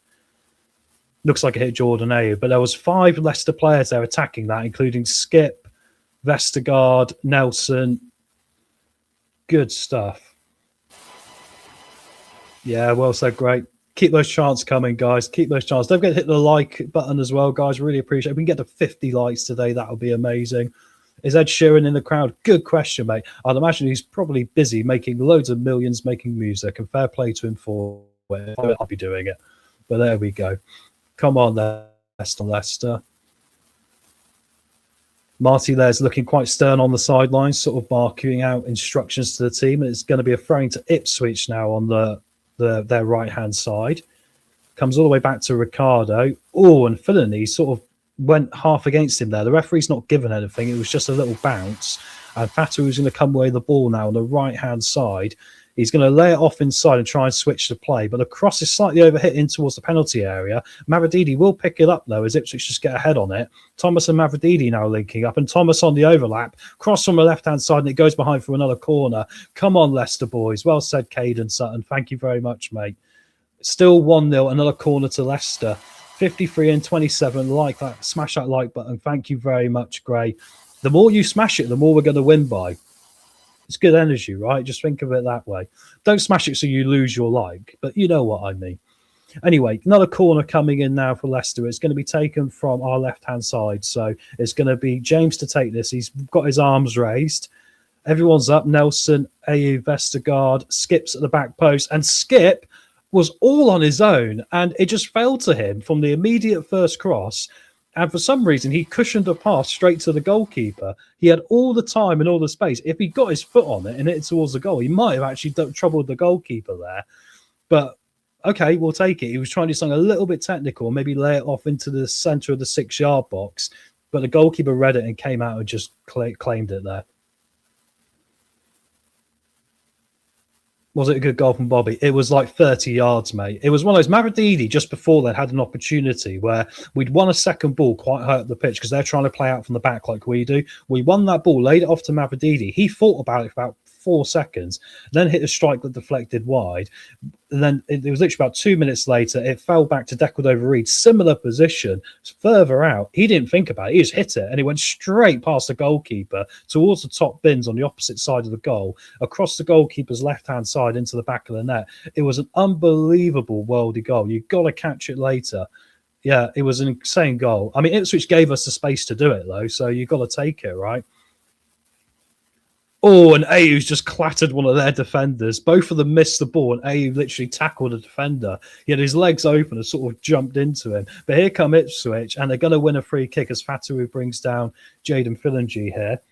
We're going to have to double up against him. On an interesting note, guys, just so you know, we do have Vestergaard, Ricardo, and Fatu. If they get a yellow card today, they will be suspended for the next game. They're all got on 4 yellow cards. So... live in Canada, mate, so it's different. Forever and ever will follow our name is Leicester Wolseley, 100%. Yeah. Going to be a free kick to Ipswich now. It's going to be taken here by... I can't see who it is, actually. Looks like it might be Nunes. They've got players up, and they're bringing back their centre-halves here. So it's just outside our penalty area. And they're just lining up to take it now. We've got a line here, and the Ipswich players are running to break it. And one got free and heads it over the top of the crossbar. I believe that was the centre-back there, their captain, O'Shea, who got free, beat the offside trap. The cross-in was just literally sat in front of the 6-yard box, and he headed it over the top of the crossbar. Bit of a let-off there, but I think the ball was difficult to get to be fair. Yeah. Toronto. Unfortunate, that one. Unfortunate for them. Good for us. Does anyone else hear background music on this watch-along? Well, you shouldn't do, because there's nothing going. My computer's making a bit of worry stuff. But that might be about it, Prashant. I've got my headphones in for this, but it shouldn't be playing through because it's on a different computer, mate. But please let me know the sound's all right. Obviously, appreciate that. Fatu taking on number 14 of theirs. He lays it off to Jordan James. Sometimes Fatu does things which are probably slightly above everyone else's thinking, because Jordan James couldn't quite read what he was doing there, but managed to pick the ball up anyway. I still wonder about the chaotic nature of our passing sometimes, but some good, humble pressing there from Jordan Ayew, and he literally ran Josh Clark out of play there. Down towards the Ipswich Town goal. We're keeping it mostly down their end so far, which I think is part of the battle because they are dangerous if they come forward. Going to be a throw to Ipswich now down on the left-hand side. They get it back into play, but Fatoui wins it back pretty quickly and drives straight down the line. He's got 2 players on him. Oh, and he's just knocked it out for a goal kick. Bit of rustling, Tom, on the sound. Yeah, I think it's the computer, mate. I can't really stop it, which is the annoying thing. Hopefully it will get better, Gray. Hopefully. Now and again it pops up because it's picking it up from the bottom of the mic. It's gone, yeah. So I lean back over here, we'll be all right. Basically, it's down there. There's this big thing sort of making noises at me. So there we go. Armchair. If Ricardo needs a yellow, let him get it on Saturday. He drives the coach on Tuesday or Wednesday. Very true. So today we might want him to get that yellow card. I mean, the thing is, I expect all of them are due to get that yellow card at some point. It's Vestergaard, Ricardo, and Fatu. I mean, Fatu gets a lot of yellow cards, surprisingly, doesn't he? He normally gets into something with someone at some point. Ipswich have got the ball back with their goalkeeper here now. And they're going to start trying to play out from the back again. It's a lot of this problem with teams like Ipswich and Leicester, guys, do you think? The same problem which we've been talking about, where we like to play out from the back too much. It's almost like this Premier League mentality, when actually you're in a battling league like the Championship, or winning second balls, just getting volume into the dangerous areas of the pitch, right? Seems to be more effective and working for a lot of other teams. Ipswich now coming down with the left-hand side here with Philangy. I swear I'm saying his name wrong, but we'll stick with it. There was a sliding effort for Fatawu there, who I think wants that yellow card because he went in behind Philangy there and missed it. But luckily he didn't go down. And now it's come all the way back to the halfway line where Ipswich are pressing us back now. And they've got their centre-backs and full-backs right there trying to start a move. Here comes Davis down the left and he tries to flick it into the box here. Nelson's going to backheader it, sorry. Goes towards the 6-yard box. Jacob stayed rooted, but Fatu has picked it up now outside the penalty area. Don't want to get too cute with it back there because my worry is that it could let Ipswich back in. So, what's your opinion on Antonio training with Leicester? Excuse me, mate. I hate coughing in the microphone. My apologies. At the start of the show, we talked about this briefly, and it's an interesting one, isn't it? Because he broke his leg in 4 places last year in this car accident. That's a pretty major, thing to have happen, isn't it? I think it's hard to know. I think it really is hard to know. I mean, if he could sign in January and get us 5 to 7 goals, and we're missing Patson Daka anyway, and it's not going to cost us an utter fortune, which would be the main thing, would be the money, right? I think then there is an argument you should go for it. But for me, it is a case of the money's got to be worth it. If he's asking for 40, 50K a week and he's someone who's going to be a bit like Ricardo, the fitness might be a worry. I'm not so sure we should go with it, but there we go. Appreciate that. Anyway, Leaf Davis coming down the left now with a bit of space. Fatui's coming back. We're going to pass it to the outside of the area. Maybe a chance for Ipswich. They're in the area now. They're going to try and find a shot. There's an overlapping run, and lucky they've kicked it out of play for a goal kick. That was lucky. Jack Clark's got his head in his hands. He's so frustrated. He overhit the pass. There was a tracking man coming over his shoulder who was Furlong, the right back, and unfortunately they kicked it out of play for them, but we'll take it. We'll take it. He thought about it too long, and when he did it, he just completely overhit it. A bit of pressure from Mavrodidi coming back as well there. Ipswich look frustrated with themselves so far. To bat for the back, you have to know what everyone is, and if you're high press, get rid of it, assure the ball. Gray, I completely agree. I think there's a part of it that you need to have in the modern game, because I think the modern game is quite intense, right? So I don't mind doing it. I just think you've got to pick and choose and give your players the understanding of when we're doing it and why we're doing it now. And I think that's the big thing for me, is sometimes we just do it for doing its sake, whereas other times I think just get rid of it. But they need to identify what the difference is for me. I think the problem with Ipswich, McKenna can't believe he's back in this league. He doesn't have the enthusiasm he once had. It's not really been the same since he was linked with Brentford, and I think that would have been an interesting move for him, really. Jordan I picks a free kick up for us here. And it's going to be played down. Fatu has tried to flick it on there, but he's miskicked it, and Jordan James can't quite get there. Fatu asked for Jordan James to do a lot of running for him, I've noticed. And JJ is more than happy to oblige, but it's gone out for a throw-in to Ipswich now down the left-hand side as well. We'll definitely take him at Leicester. Well, there you go. I mean, it's one of those things that's going to split the fan base of Mikel Antonio stuff. All I would say is if the price is right, like anything in football or business now, if the price is right and he can offer us something, I'm not against it at all. We definitely need to look at if there is people on the free market, I think it's something we need to look at. I mean, the downside is you're paying a lot more agent fees and all this, but look at Sheffield United. I think Riederwald will probably be one of the signings of the season because he has been a big part of them improving and being a real defensive, solid player for them. And he was available on a free transfer after, I think it was Crystal Palace, whoever else he was before. But I think there's players out there, but I think there's other ones like Oxlade-Chamberlain, Dele Alli. I think at that point you're clutching for straws a little bit, right? Because I think there's a proven thing they're probably not going to do it here. So Antonio as a potential player of play type of deal, if that's possible. I think that's a great shout. I think 6 months, I mean, after that, I mean, the worst thing that can happen is 6 months he has a really good go of it. Just there's nothing going on in the game now. It's just at the middle of the pitch. If there's 6 minutes, 6 minutes, I've lost my train of thought now. Oh, straight over my head. We'll talk about Mikel Antonio, won't we? Potential players you play. If he has a good 6 months, then maybe he'll go back to the Premier League. But then we've lost nothing, right? I mean, because he came into us anyway and cost us nothing. So I think that's reasonable. I think that's a reasonable way to look at it. And West Ham fans really like him. I mean, you've got to take that into account as well. Well, it's not mentioned Conor Cody as a good example for Wolves for that. But, it can work out both ways, can't it? Here come Ipswich over halfway anyway. They're trying to get themselves back into this game a bit more. There's a bit more urgency in their step here as they're trying to cut back inside now. It goes all the way back to Kipri. They play very similarly to us guys, they do. They really do. And it's going to be back down to Kipri here. Plays it forward. And there's a tackle there, and it was from Fatawu, and the referee has given a free kick. Fatawu's looking frustrated. If I spent any money on now, and I'm saying if you do gamble responsibly, that's the third time in this game already. Fatawu's had a little dig at someone there, and I think in a minute he's going to find himself booked. So we might, at the next game, be looking at a Fatawu suspension. Some West Ham fans say he was lazy. Yeah, it's funny because some people really liked him, some people didn't really. So it shows you, doesn't it? Where's it been broadcast? Depends where you live in the world, mate. If you live in England, you've got no chance, unfortunately. If you live in Canada, you can watch it, on the Canadian networks. There's, it depends where you live, mate. Ball coming in now. There's going to be a strike from distance there from Ipswich, and it was a number 5, I think it's Matua, and it was blocked by Skip, who came running out and dived in front of it and managed to scissor it away from outside the penalty area.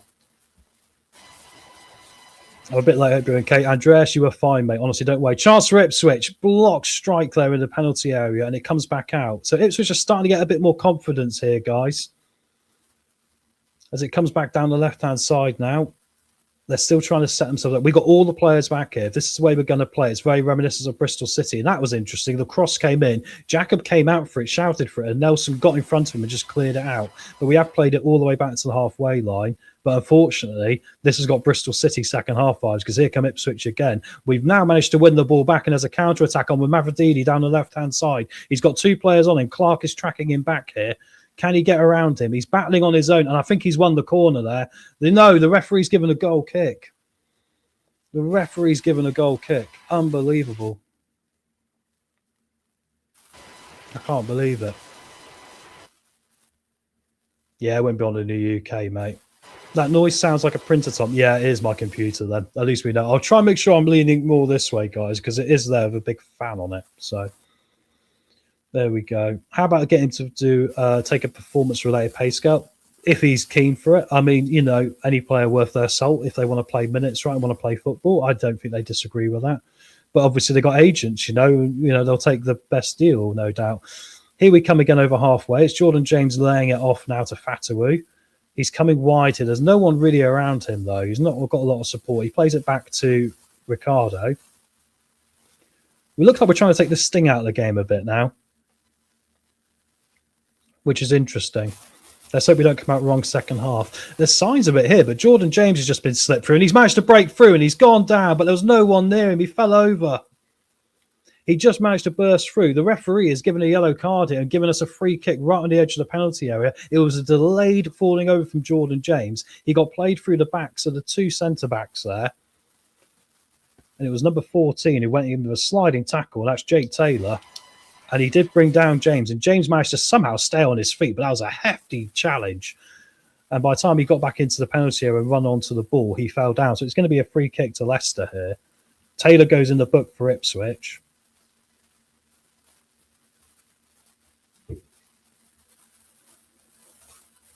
And it's literally right on the edge of the penalty area. I like Daka's been playing all the time. Yeah, it might be. It depends. I mean, some players have got it, haven't they? I mean, I think Vardy, for example, for his age, everyone's like, well, he's over it. He's doing pretty well in Serie A. And I think that's a clever move because the game's more technical and less about pace. So if he's got any amount of pace, he'll do well in that league, right? So we better share the stats. I will make a half-time. At half-time, we'll go through all the stats, I promise you. Yeah. Looks like it's going to be Fatawu to take this free kick. He's looking very stern over it. It looks like he's going to take it on to goal, and he gets it on goal, and it's a great save from the goalkeeper. He curled it around the wall. It was in the bottom right-hand corner of the penalty area, and literally curled it around the wall towards the goalkeeper's left-hand post. It was going inside it. Across came Walton and managed to palm it away there. And now Ipswich are going to get the ball back, and it's going to go back to the goalkeeper. Good opportunity there. Wasn't a bad free kick. You could argue it could have been better. It could have been slightly higher. It could have been a bit more power, but he got it around the wall there, and the goalkeeper read it pretty well to be able to see it as well. I would like us to take more advantage of set pieces. I do feel that's something we can do a little bit better, but anyway. Don't forget to hit that like button as well, guys. We do appreciate it. There's quite a lot of you, 81 of you in. Thank you very much for being here today. Currently, Leicester 1, Ipswich 0. It was a worldie goal from Bobby de Cordova-Reid on 8 minutes, as we know. Literally about 30 yards out, just went, I'm going to hit this, and hit it straight past the goalkeeper into the top bins. Unbelievable goal. Jordan James has just picked the ball up, and he's played a real neat little ball through there, but Leicester are still pressing. Ricardo's trying to find Ayew.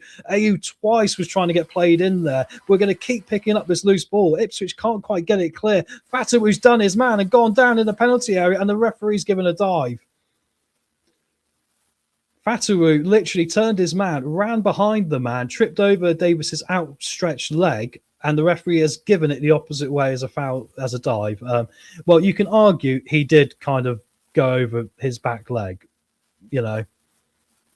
It's the sort of thing Jamie Vardy used to do all the time to get penalties for, but referees got a little bit smart to it now. Luckily, he didn't book Fatawu because he is one yellow card away. So, no worries, Prashant. Yeah, we're still a work in progress. We are, but it's bizarre because we've got a set piece coach, haven't we? We've got a set piece coach, and, you know, you think with the corners, we added the short corner, then we backed away from that for a while, and I'm thinking, why? Because we looked a lot more dangerous playing a short corner. We ever did playing a long one half the time. But anyway, it all needs to get better.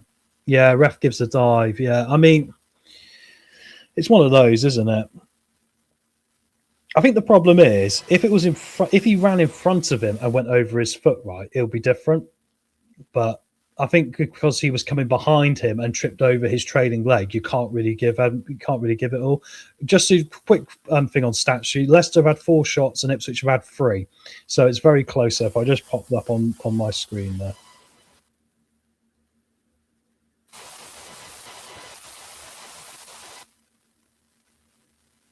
Ipswich trying to find a way through now. They're outside a penalty and they've just been played in. Here comes Philangi trying to get it across, and he's kicked it behind, I believe, for a goal kick. Yes, we did very well there. He was actually all of a sudden facing down on that near-hand post. He managed to get through out of nowhere. It was against Ricardo. Ricardo then did pretty well, just shielding him off a bit, giving Nelson the time to come back. Nelson didn't get the block on it, and Philangi just managed to kick it out of play of his own, which is good. Hey, Yvonne, good to see you. Come on, Leicester. Still 1-0, but we haven't really taken advantage. Now we're trying to play some craziness at the back, and Vestergaard's had to turn a forward of Ipswich there in order to come away with the ball. And then Ayew's done a step over and given it up, but Ipswich are giving it straight back to us. Both teams in the middle are struggling with their passing here. Set piece coach off to the World Cup. Yeah, he probably would. Sutra, I'm not sure what happens. Yeah, I'm not sure what happens in training either, Gray, because I do think, like, I think about, like, Bielsa's a good example. The Leeds players, when they were passing to each other, their passing was some of the best because they knew where they were, because it was drilled into them. It was, you know, they didn't have to think about it. I think that's a big part of what you can do in football, right? Play back is Salarchik will clear it out. It's going to go out for a throwing. Very Kasper Schmeichel like that. He was under a bit of pressure from the forward. Who's the ref? Craig Revel-Horwood. Could be. Looks very close to him, mate. We got S. Robbo on Twitch. Good to see you, mate. Come on, Foxes. 1-0 still, mate. Doing all right. Getting 10 minutes towards the break now. Still not a dominant performance, and Ipswich has still got some life in them, but not looking as lethal as perhaps it did against Coventry, which is good for us. Kipri's going to spread the ball for them now out to this far-hand side, and it's intercepted well by Thomas, who heads it behind, and it's going to be a throw-in to Ipswich. What's worrying is this is not the first time we've done this, where we've taken an early lead, we got a good goal, and there was a little bit after there for 5 minutes where we looked like we might add one or two more perhaps, and after that, it seems to have been a little bit, we're a little bit sat back. I don't know if this is Marty's tactic now to sit back and try and counter-attack, because I've been moaning about our lack of a counter-attacking game for weeks. It's really done my Sweden, for lack of a better term. Here they come again, Ipswich now. It's going to be Nunes coming forward here on the left-hand side. James is back marking him well, and has been played into the middle, and good save from Jacob. Oh, my word. All of a sudden, it opened up there. It was outside the 6-yard box, and there was a dangerous opportunity for Ipswich, but luckily the shot had very little venom. It was close to the goalkeeper, but he got down, just got his hand to it, and just kept it in play in front of the goal line, and has managed to double pick it up now with both hands. But Ipswich here are coming on to us, guys. At this moment, I can see them scoring before we can. Here comes Finnergy into the penalty area now, gets the ball across, way too much on it. Luckily, he's a bit rough and a bit raw, and that was a really poor effort, but they're looking like they're coming on to us, guys. This is going to be like the Bristol City game so far. We need to see some sort of more positive forward stuff happening now.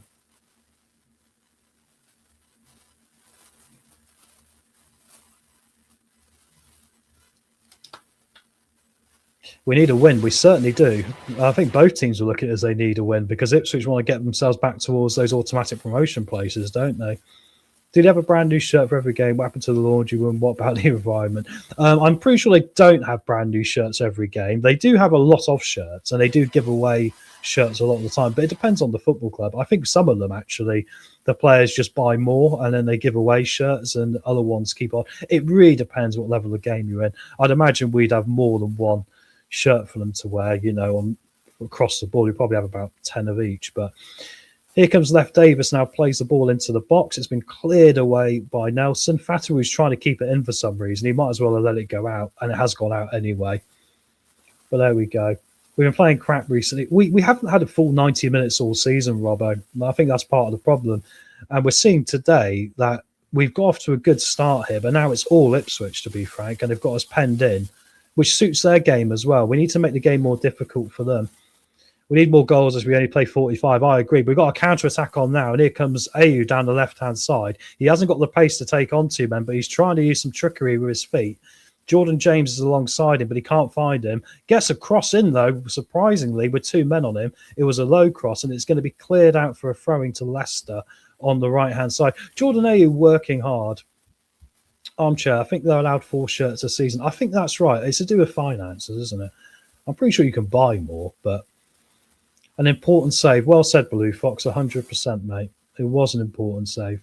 And Jim, with his AU love, he did beat 2 men. He did. That is very true, mate.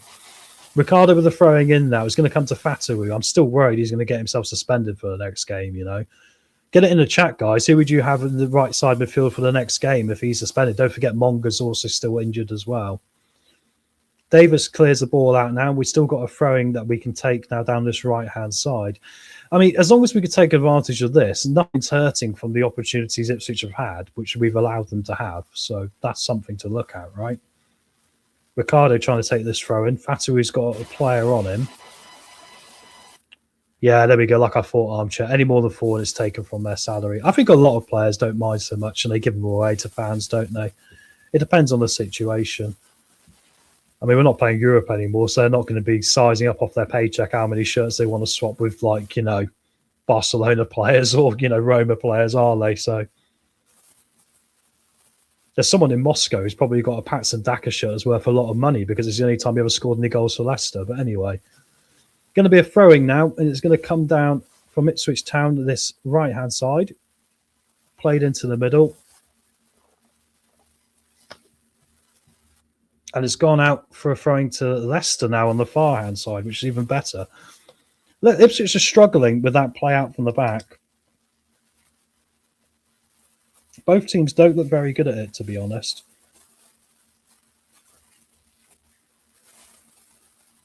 It's going to be Luke Thomas here to take the throw in. Got players up in the box as well here. Here he comes. Luke Thomas to throw it in now. Into the 6-yard box. Takes a bounce and the goalkeeper gets it. It's a shame. There was Jordan Ayew battling for that there. It's not a game of two halves if you're a Leicester fan. It's one of those I'd like us to put it out of sight in 45 grade, and then second off we can all put our feet up and talk about what food we like to eat at the football, or something a bit more casual. Right side.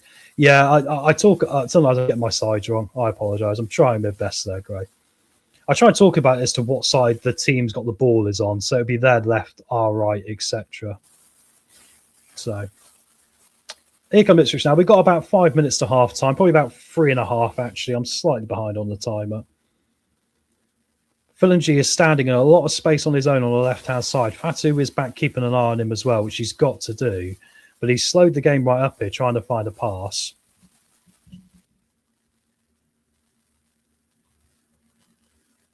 Ipswich are very slow in their build-up play, guys. Very slow.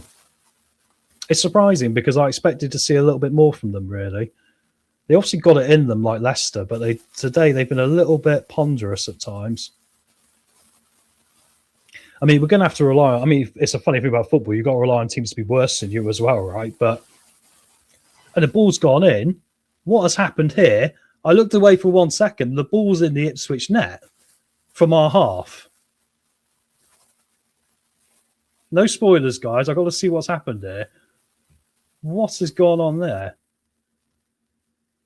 And as that, I'm having internet issues. Hang on 1 second. I'll be 2-0 up. And did that just come in from like our own half? What has happened there? Can you imagine? Did I just dream that? Did that actually just happen? I don't know. Just about to find out.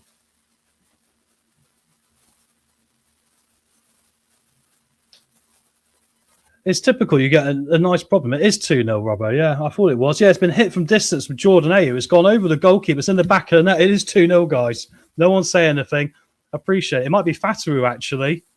I do apologise to that, guys. That was on me because everything went completely messed up. But it is 2-0 Leicester. And it was Fatawu. Sorry, Fatawu in his own half has just literally hit one over the top of the goalkeeper. And I've not given that the reaction it deserves because it is 2-0. Fatawu bringing the ball away in our own half. And before he gets to the halfway line, he sees the keeper off his line and he smashes it over the top of him. It is no dream. I thought I'd had like a moment where I broke the matrix and seen something that I wasn't meant to see. If only I was that quick on getting on the betting. But Abdul Fatawu has made it 2-0 Leicester, guys. Unbelievable. I can't believe it. Go! Back of the net.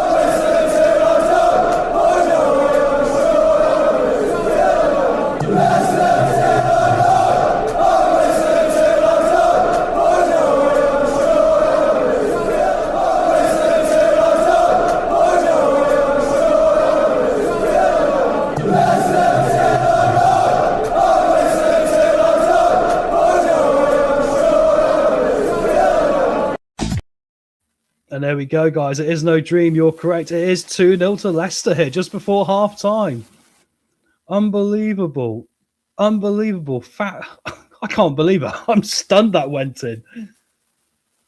I even got a cough and take a minute. Unbelievable. Magic from Fatu with goal of the month, surely. We've had 2 in this game that could be goal of the month. Unbelievable. Well, Fatu. Well said, teacher. Well, let's hope they can keep a clean sheet for this game. It would be helpful, wouldn't it? But my word, what a shock we got on the cards here. It is Leicester 2, Ipswich 0.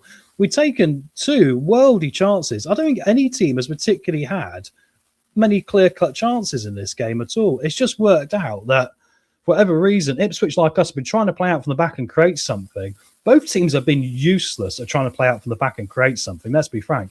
It has literally been when the second balls have been won up at the opposition's end of the pitch. And in that one there, where Fataru looked up from 45, 50 yards and just hit one in. Here come Ipswich now as I talk, Chloe. Philangi's going to pick it up outside the penalty area. There was an overlap from Davis. He looks very annoyed he wasn't played in there.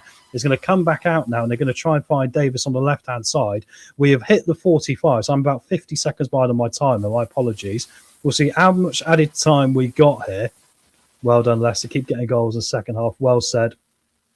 Ipswich still got the ball down here, though, trying to pull one back. and it's gone behind here, and it's going to be a goal kick. Ipswich are very frustrated with what's going on. And you can't really blame them from their end, can you? Because they've not been able to create a lot. And also, you've got to give our defence credit, because it's not really been...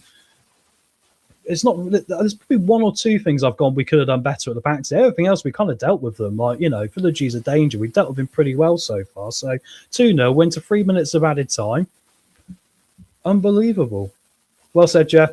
Come on, guys. Night winner chat, 39 likes. Press that like button. Support this great chat. We really appreciate it, guys. Honestly, thank you for being here today and joining us. We are into the second minutes of 3 added minutes at the end of this first half. Relying on worldies is not a very good strategy. I totally agree, Dorco. If you can have them as a bonus thing in your game, unbelievable. I mean, at the start of the season, we were only winning games for me because Abdul was pulling out worldies, right? So I find that very interesting. But there we go. We need to attack second half. And look who's here. He's on holiday and he can't stay away. Chris, I put it this way, Chris. I froze my end, so I saw the ball was in the back of the net, and I saw we had it in our half just before, and I went, what's gone on here? So I gave it no reaction at all. I was just like, I think we scored from in our own half. Unbelievable. Get love out for Chris in the chat, guys. He'll be back for the next one. Although, do we want him back? We do want you back, boss. Of course we do. Here comes James now trying to play a long ball for Fatu. Is there going to be a third before half time here? Unbelievable stuff from Leicester. Doesn't look like it. Fatui's laid it off now to Ricardo. James now coming forward. Got a bit of confidence in our steps. We try and flick it through, and it's going to go out for the goal kick here. Unbelievable. It's like when I was waiting with my friend at the hospital for his baby boy to be born. I was passed out in the lobby, and he gave me the good news. I'm like a knobhead. I said, really? That's what male friendships are for, Prashant. I'll be like, all right, well done, pat them on the head or something. No, you can't do that, can you? Unbelievable. But brilliant stuff. I mean, unbelievable. A David Beckham chip from Fatui. Well said, Gray. It was very much like that, wasn't it? And talking to the man himself, he's picked the ball up there. It's amazing because he could have had a yellow card or two in this first half, and I'm thinking he's going to be out for the next game because he's on his 4th yellow, right? He's been having one of those games. Jordan Ayew there's having a nice little battle with Kipri. Looks like we're quite happy to get this to half time now. Hi, or maybe I should not come back. Chris, I want you back, mate. Honestly, the amount of faffs I'm making, just, trying to press things at the right time and all the rest of it, we want you back, buddy. Hey, Chris, hope you're enjoying your vacation. Lots of love for Chris, guys. I miss you, mate, because obviously this is me doing a different thing, and I'm here just trying to keep the boat, from sinking. So we still have Marty's halftime subs to come yet, so I'm not counting any chickens. 100%. I completely agree, Stephen. Yeah. And we're going to have that bit of pessimism about us, understandably, as the halftime whistle does go here, guys. Great stuff. We've got to half-time. It is 2-0 to Leicester. So let me see now if I can quickly get my half-time guests in, and we will see you back here very, very shortly.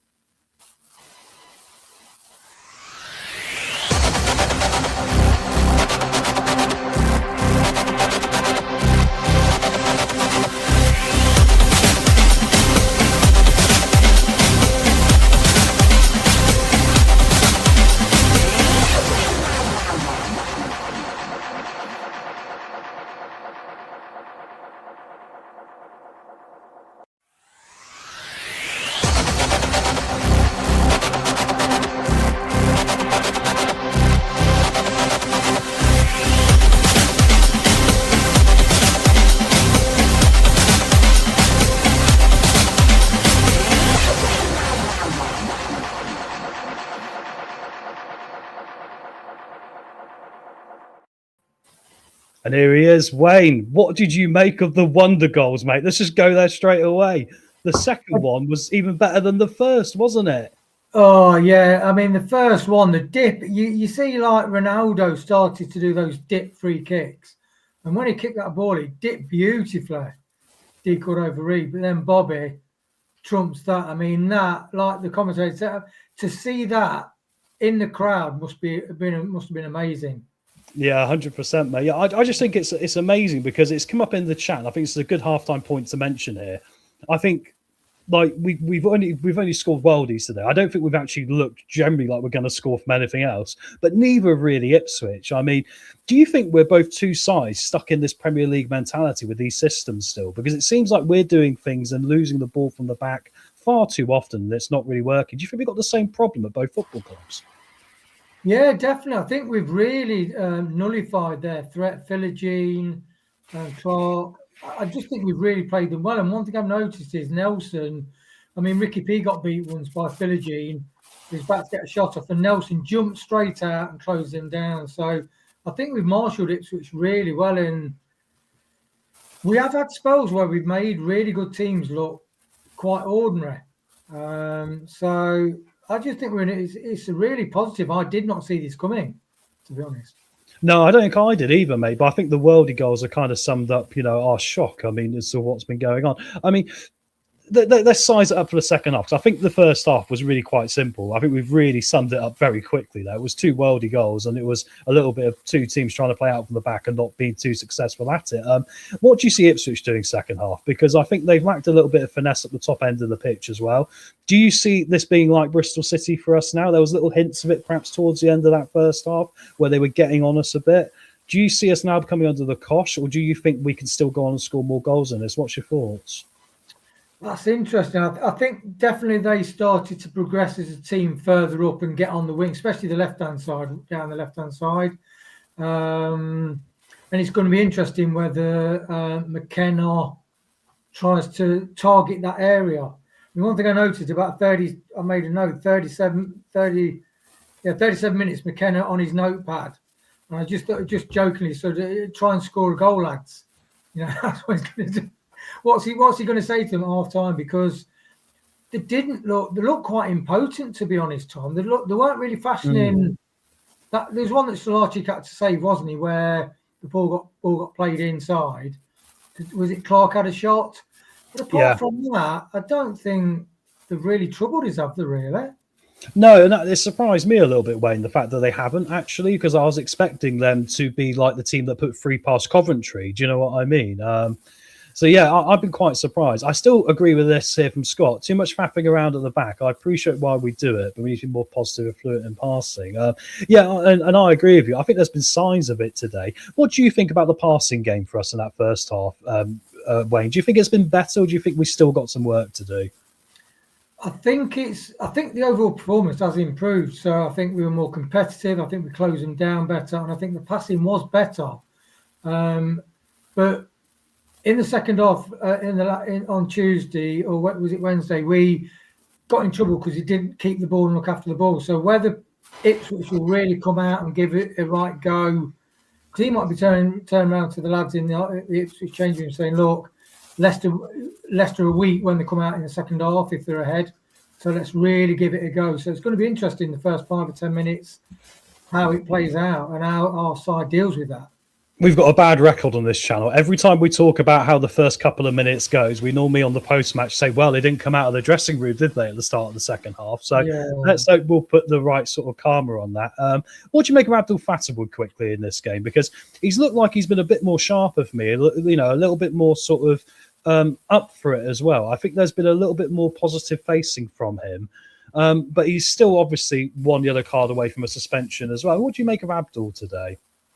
Vastly improved. I think he really has improved. This is kind of reminiscent of his earlier form in the season, and he sounds like it. He almost seems like he's had a real head wobble moment for a few weeks, and whether he's had chats with Marty or his family, or he's just had a little bit of a reset, and it seems like he's back to his old self. He's more attack minded, but he's not doing it in a haphazard, losing his head way.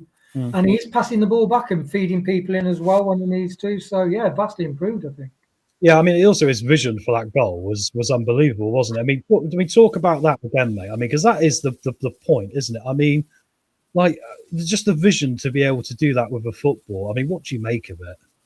Yeah, I mean, the ball came loose and he got it. Did he put it back through someone's legs, or he just managed to evade that first tackle? Avoided the first tackle. Just seeing it again now.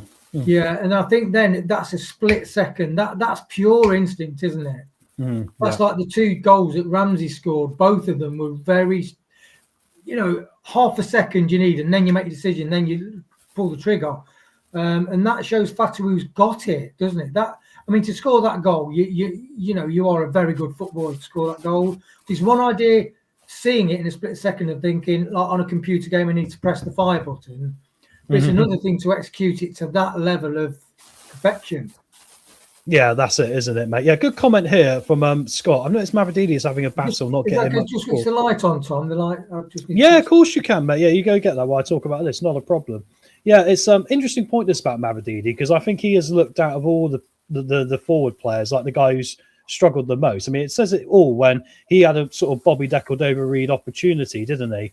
And he didn't take it. He sort of backed away from it. And I felt he had a turning point earlier in the season where he'd actually got over himself, almost just started hitting it, and he scored that great goal, didn't he? So do you think at half-time, would you make a change? Would Mavridini be on that list for you? What are you thinking looking at that bench? I think if we got Monga, yes. Which we don't. Which we don't. So that's the thing. It would have been an ideal game for Monga to come on. You know, maybe not immediately, but maybe after sort of 60 minutes, something like that. It's interesting, isn't it, with the wingers? We've never really... Well, I think the last game in the first half, we had both wingers flying, but we rarely get both wingers flying. I think when you look at a lot of the better teams, they have both sides functioning. Because then both sides function. It's not just one pulling the defence around. If you got from both sides, that's when the middle of the defence opens up, isn't it? So, yeah, it's interesting with Mavridini. He seems to be quite on cold, really, and I think his career has really been quite on cold.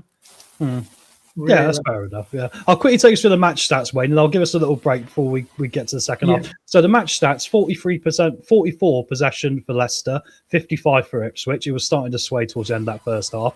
We've got an XG of 0.34, which is probably why we've all got worldy goals today. They've got 0.57, so they're not over 1 either. We've had 7 shots with 3 on target. They've had 6 shots with 1 on target. So, yeah, I mean, I still think this is very much in the balance of play. We've had 6 touches in their box and 13 for Ipswich, but I think it's interesting how we've had these longer range efforts. If you were Marty right now, Wayne, would you go back to the wall this second half? Because Marty seems to do it sometimes. You just want them to defend. Or are you in the same agreement with a lot of us, like, you know, that maybe we need to keep attacking as our best form of defence in this one? I do think we need to, keep attacking. Interestingly, Clark missed the easiest chance. So the 3 chances, Decordova-Reid, Fatawu and Clark missed the easiest chance. He should have scored that goal. He just shot it straight at Stolarczyk. So, you know, it could have been 2-1 really. You know, we, like you say, we just scored 2 worldies. I'm not a fan of sitting back. You know, Jim follows the lovely Jaguars. They sat back 1 game, blew a massive lead. And it happens all the time, you know. You sit too far back and in 2 banks, and you will get found out. So no, I'm not a fan of it. I hope we don't do it, and let's see whether Marty actually tries something different from last week. I'll tell you what I would like to see second half, because they're going to come at us. I've said this against Wrexham, many teams at half time. This team is going to come at us second half. They're 2-0 down. I want to see today something I've been asking for a month. I want us to be able to deal with that, but also have a threat on the counter-attack, which is going to really, really frustrate the opposition. I want them to be worried about what Fatou's doing and what Mavridini's doing if they lose the ball. I want them to have that worry in the back of that they get too committed towards us. We're going to punish them again. And that was maybe a warning shot from Fatou, what he did there with a 50-plus yard goal, which is unbelievable, guys. 2 worldies. Wayne, thank you very much, mate. We'll have a quick break before we get to the second half, and I'll see you at full time, mate. Come on, Leicester. Let's see what we can do. Come on, lads. Encouraging, happy days. We'll see you guys in a couple of minutes as I quickly go and water the plants in honour of Chris, who obviously has gone to water some plants himself and drink some more Magners. Lucky boy, it's about 10 degrees here. We will see you back for the second half very shortly, guys. Cheers.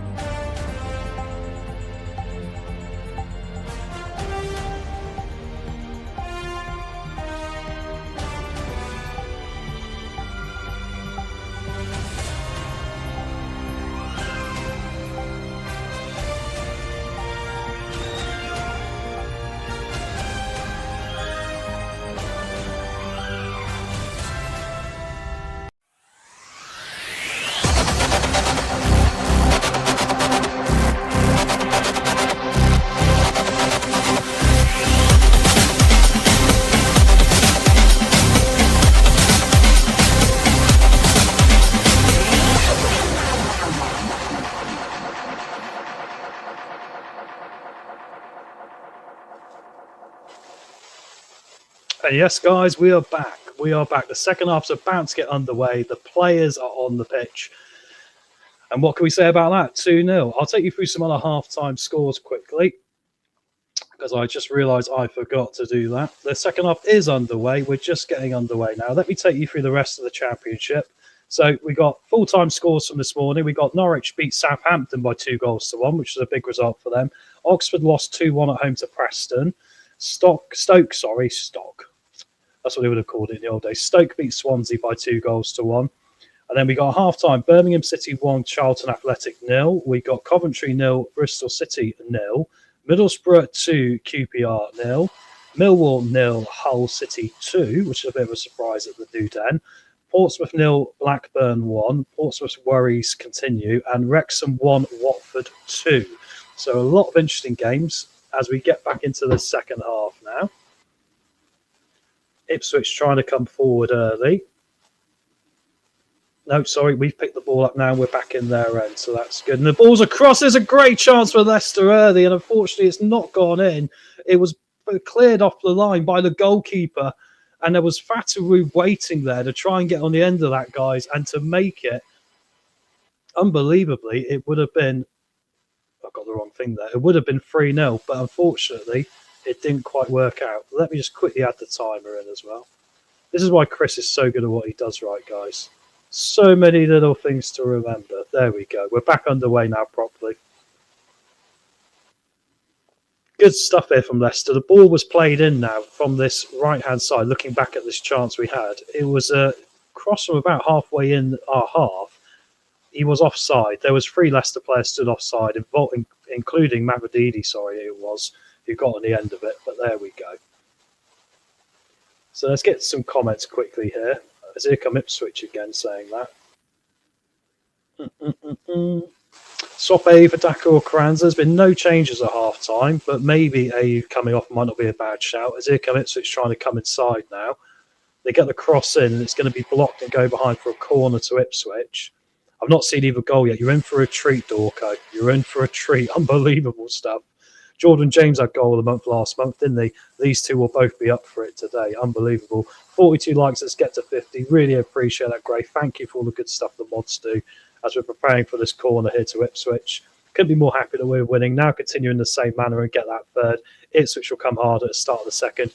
You are right, Jeff, and they are literally about to take a corner here. So we might be about to see what that's going to do. I must get my pen and paper ready to write some notes. We're lining up here, ready to receive the ball. Just waiting for it to come in now. And it's coming towards the back of the 6-yard box. We've cleared it away and it's come all the way out to the halfway line. So that's a good stuff. Let's hope Leicester can play well for the second half. Come on, you Foxes. Totally agree, Blue Fox. And Prashant, come on, Foxes. One more goal and a clean sheet, lads. Yeah, when was the last time we had a clean sheet? My word.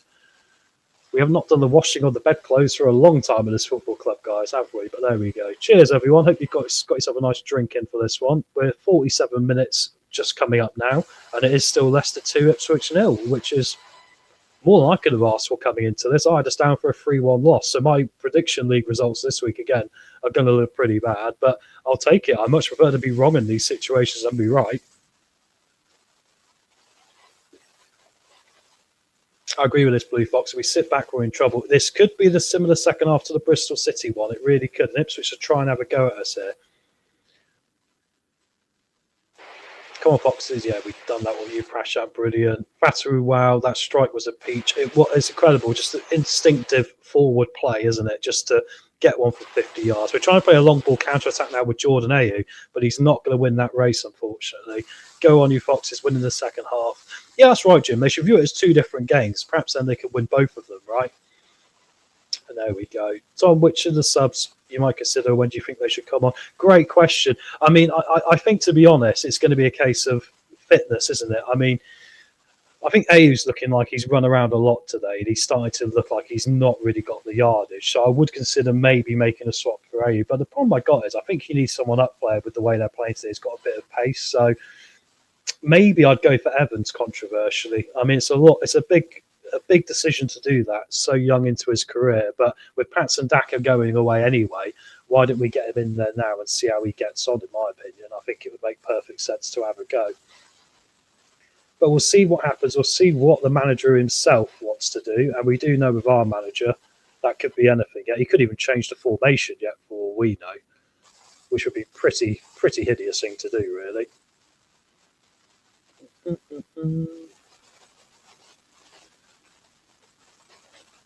Don't forget to hit that like, guys. Thank you very much. Cheers, Tom and Joy. Cheers to you, mate. Tom, you're wearing like Radio Luxembourg. Wow. I don't know if that's a good thing or a bad thing. I'll take it. I'm just going to have some tech issue, guys. Give me 1 second there. It's typical, isn't it?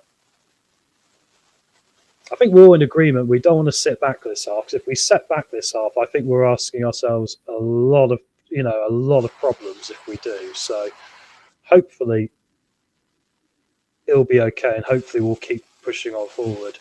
Evans, yeah, we have to look into the future. I agree with that. I just think that's part of it, isn't it?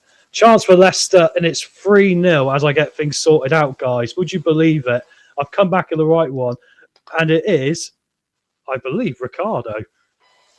I'm just trying to see. Was it Jordan Ayew? Sorry about that. Literally, I had a freezing thing because my internet's been dodgy as anything today. When you are where I am, the internet gets dodgy.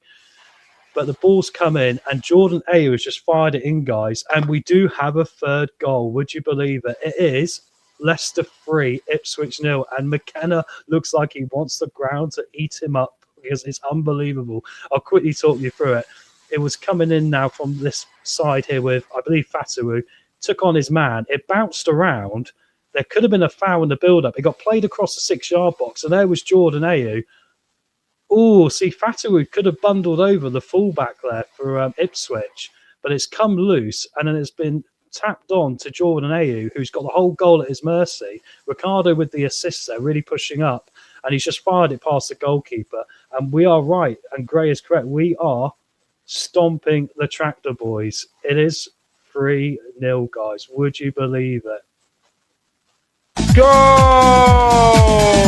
Back of the net.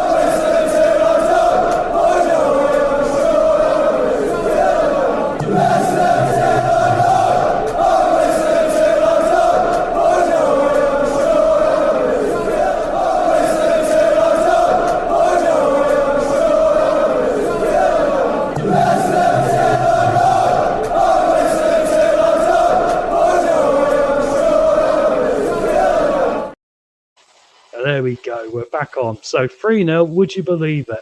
Can't believe it. Let's go, Foxes. Now's the time to... just jumping through there. Chaos. Woohoo. Come on, lads. 2 more goals. It'd be nice if we could get 5, wouldn't it?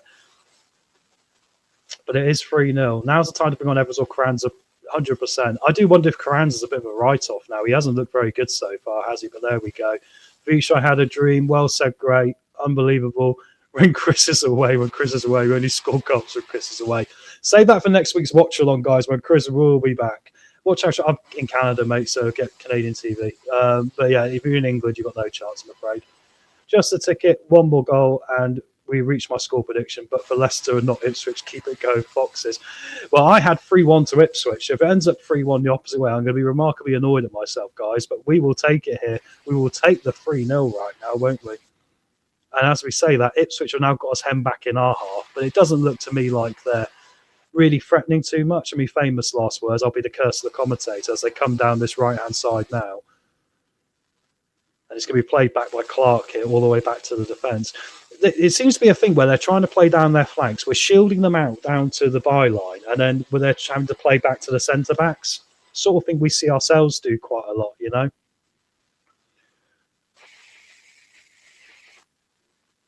Just a ticket, 1 more goal, reach my score prediction. Yeah, I just did that one, Jeff. I've lost track of things in all the chaos here. Unbelievable. When Chris is away, Foxes do play. They know they're not going to get, the Chris hairdryer treatment at full time, don't they? I think that's what it is. I've been so busy on trying to run the show. I've been very, very small on the hairdryers. Well, I might need one myself with this hair. Look at the state of it. But we'll happily take that. 53 minutes on the clock here. It is Leicester 3, Ipswich 0. No sign of any changes yet, but it might be an idea to maybe freshen things up a bit.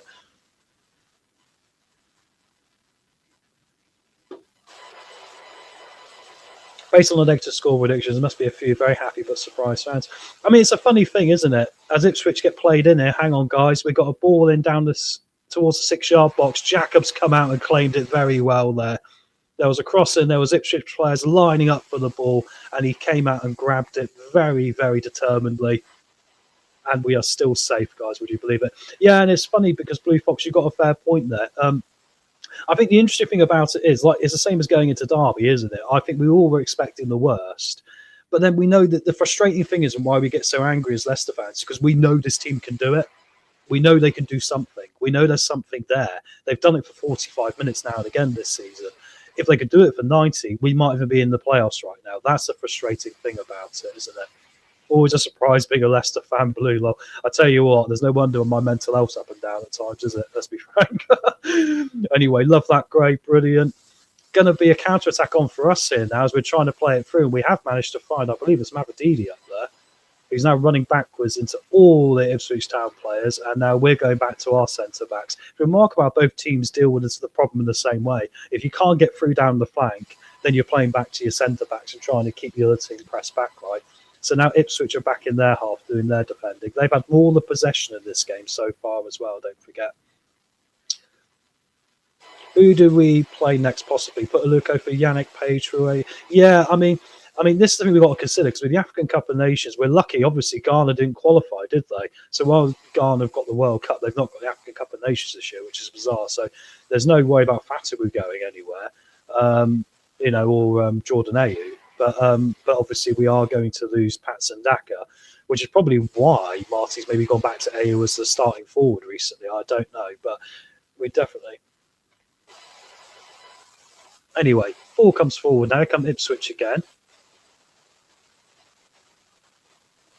Going to be crossed all the way in. Oh, and there's a good clearing header there from Nelson. Nice physical play. The ball was outside the penalty area now for Ipswich. And now we win the ball back. The referee doesn't give anything. The Ipswich players look a bit accusingly there, like there was a little bit of a hack going on, but it was outside the penalty area. Chris should open up a Leicester bar in Lanzarote. Oh, God. There was one, wasn't there? I've forgotten the gentleman's name. Oh, he does a lot of stuff on other channels as well.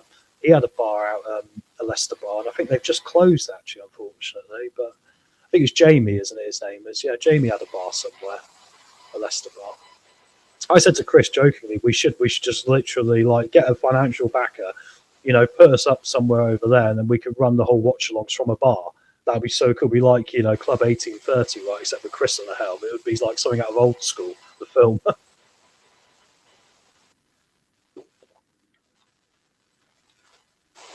BDR number 10, Masterstroke. He's definitely warmed into this role, hasn't he? You think we signed him as a right-sided player? He's definitely warmed into this role. There's nothing going on at the moment. There's an Ipswich player down.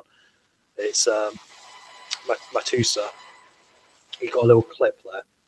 I'm thinking the 5 bookings. Yeah, I tell you what, that's a good point. I mean, I wouldn't be too worried about Vestergaard because I imagine that Coley's probably going to be due back any minute now. So I'd probably leave Vestergaard out there. Ricardo. I mean, we could do Ricardo for Hamza, but Ricardo's probably going to get rested anyway next game.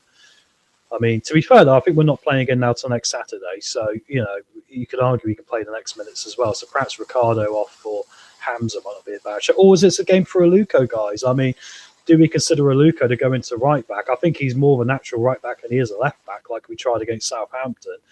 And if we give him under 30 minutes, there's no way he should be able to get a red card in under 30 minutes, hopefully. Yeah, I was going to say that's the help you want there from Blue Fox, yeah. I can't say it because we've got sponsors and stuff, so yeah. Fox's Arms, that was it. Yeah, well said. Jamie Preston. Yeah, thank you, Gray. That's it, 100%. Yeah. I've never met the bloke, but he comes across very, very nice, and everyone said what a lovely chap he is, and obviously a diehard Leicester fan like us. Here come Leicester again. The ball's been played into the middle, and it's come free, and the goalkeeper's had to make a block there. Always the centre-back. Ipswich players there. My word, we actually drove into their penalty area there with Mavrodini, and now we've won a free kick outside the area. What is going on here? I mean, this is bizarre. This is like watching a game where Leicester are playing in red, because the amount of times this season we've been playing like Ipswich, and it's been remarkably frustrating. But we've driven in there. Ayew laid it back really nicely, and unfortunately there was a good block on the chance there from Decordova-Reid, who could have got his second. But we are going to win the free kick here as Thomas does a great job coming inside, gets to the ball first in front of the man, and then gets brought down. So there we go. He's on Leicester Fan TV, Tom. Of course he is. John, I knew I'd seen him somewhere. Thank you. I don't want to get the wrong channel. Do you know what I mean? Because they all do a great job. I think we're very lucky as fans, actually, because we've got, 2 or 3, maybe 4 or 5 even, great fan channels, So I appreciate you guys being with us today, because there's other ones that are, equally as good, And we all get on pretty well, which is quite rare, I guess, isn't it? Commentators curse, Tom. I'm trying to curse us into scoring more goals today, Keith. So that's why I'm saying how rubbish we are second half and all the rest of it. And we've now currently got a dead ball opportunity from the free kick. They've got the wall built up here, Ipswich, and we're waiting now just to take it. Mavadidi and Fatawu are both stood there. It's about 30 yards out of this, but the Ipswich wall is in place. We've got players lined up. There's been a bit of discussion. Yes, all great content creators, 100%. Free kick comes in and it's deflected and gone wide for a corner, I believe. Seemed to hit the wall there. I believe it was it Mavadidi or Fatawu? No, it was Fatawu who took it. He took it, tried to curl it around the outside of the wall. It just hit the stomach of the defender and has gone past that post for a corner. I'm thinking a Luco red. I'm thinking it could happen, but I think if we get to 65 minutes, he's only got 25 minutes now. I don't think he can work out a red card in 25 minutes. And also, I do think he's better as a right back. And also, I think there is a player in a Luco. I think it's easy for us to judge him on the one red card. I saw a player that came out really, really wanting to make an effort. Corner's coming in now, and it's crossed in towards the back post, and there's chaos at the back post, and Ipswich have got it clear. We nearly hacked another one over the line. Oh, my God, it was nearly 4-0, guys.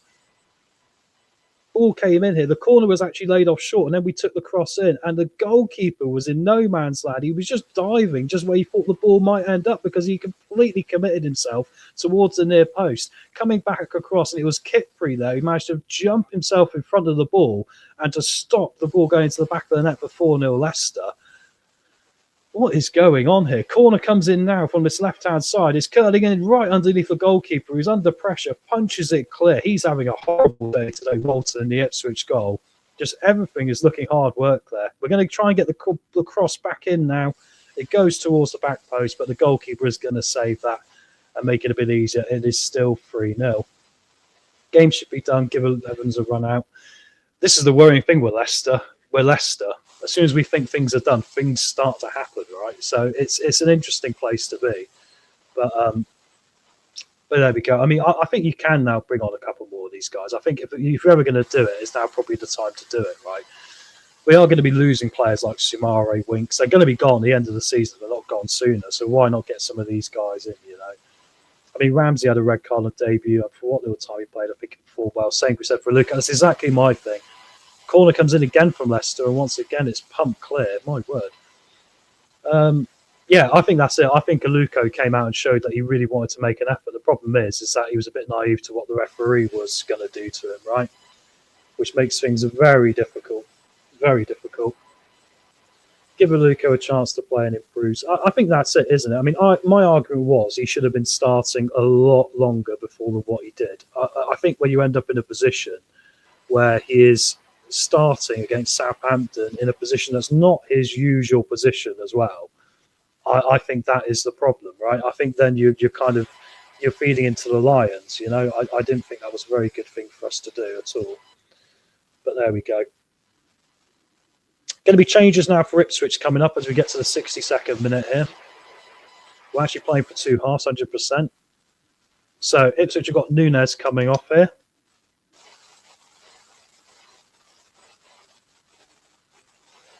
So Nunes is off, Taylor's off, and Masua's off. So they've changed both centre mids here, and they're attacking mid. Cajuste is on. I didn't quite see the other guys, unfortunately. I will get them to you, don't worry. Both central midfielders off, attacking mid off for Ipswich. So they basically changed. Oh, Smodic is on, guys. Watch out, Sammy Smodic. He'll be in the 10 role. Ashley Young's on as one of them as well. A lot of experience there. Yeah, so 3 changes for Ipswich. And they had an opportunity from a corner and it's gone out from a goal kick, so we'll take that. Great stuff, great stuff. Keep the pressure on. Well said. Looks like we're going to see a change here as well. It is going to be Hamza Chowdhury coming on for Leicester. And he is going to replace, I believe, Bobby Decordova-Reid. So that's interesting. So we've taken off our attacking midfielder for a defensive one. I did wonder at half time, I did hint maybe Marty would drop the attacking mid for a defensive mid. So I wonder if this means we're going to see Hamza drop into the defensive mid position. It will now be a free, back free central midfield almost rather than the attacking mid option as well. So that's interesting. Please leave JJ and Bobby on. Unfortunately, Bobby is gone, mate. Hamza has taken him over. So that's the end of that. As soon as long as we get replacements, yeah, well said. 51 likes. Thank you guys very much. Really appreciate it. The more we can get, the better. It's great for the channel. Really appreciate it. Hamza for Bobby. Yes, that is right. And as Gray said, oh no, sitting back. Could very well be the sitting back period now. We literally are in that period, guys. And it looks to me like he has gone back into sitting in front of the back two. So we've now got no number 10 position. We've got our nines, we've got our wingers, and then we've got two centre mids, and we've got the defensive mid in Hamza Chowdhury, which I said pre-match, if we're going to consider playing Vestergaard long, he lacks pace, but he's got great passing. He started off as a defensive midfielder, I believe it was Hoffenheim. It's not outside the realms of possibility, but although perhaps I am square pegging and round holding quite a bit, which is never good, right? Here we go on a counter-attack now, guys. Once again, there's 5 of us up here. It's going to be Ricardo who lays it off now to Fatawu. Fatawu comes inside. He's sort of run into trouble there, but he can lay it off to Skip. And there's Hamza alongside Skip now. So the 3 midfielders are going to sit together here. Jordan James, to be fair, is advancing forward, though. Hope this is not the customary Marty. Yeah, well, it might be. But, I'll give Jordan James credit. He seems to be stood right up there in the forward positions, trying to contribute to a forward game. Oh, and there's a strike from outside the area there from Mavididi, and it's just trickled past that post and gone for a goal kick. But I think we should be quite happy with this. Honestly, we look okay. The thing is, Ipswich aren't threatening us the way that other teams in the Championship do. A lot of other teams, they're going to come at you very directly, aren't they? Southampton murdered us, and so did Sheffield United in the first half, because they were direct and they were very quick, playing through the lines really quickly. Ipswich haven't done that today, which is fascinating, because it's been my biggest complaint about Leicester. And I'm looking at this Ipswich team and going, they're playing like what I've seen Leicester play like all season. I think I'd be very frustrated if I was an Ipswich Town fan, in a similar way to we've been frustrated as a fan base, right? Here we go, back inviting them on. Not so far. Could happen, mate. I'll give JJ credit, because JJ is popping up into that 10 role, even though Hamza's now back in defensive mid. So I think we're working around it. Like I said, 25 minutes first half, 25 second half, and last 25, who knows? Sounds about right, mate. Sounds like my sex life. No, I'm joking. That's a terrible joke. That's a terrible joke. Don't forget to hit the like and subscribe button, guys. Ipswich have now got the ball in front of their goal. Evans needs to play sometimes. Let's just avoid pissing gun players off 100%. Have you got some sort of video printer going on in the background, Top? No, unfortunately, it is my computer, mate. Every now and again, it has got a big fan on it. And every now and again, the microphone's picking it up underneath, and I'm trying my hardest for it not to happen. I wonder if I could put a cushion there. That might work. I'll just block the computer up, and then in a minute we'll have... Hang on, I might as well try it. What's the worst that can happen? This is like Jeremy Clarkson trying to fix things with a hammer, isn't it? This can only end badly when we lose the entire internet stream. Oh. Well, I'll try it. Let's see where that works.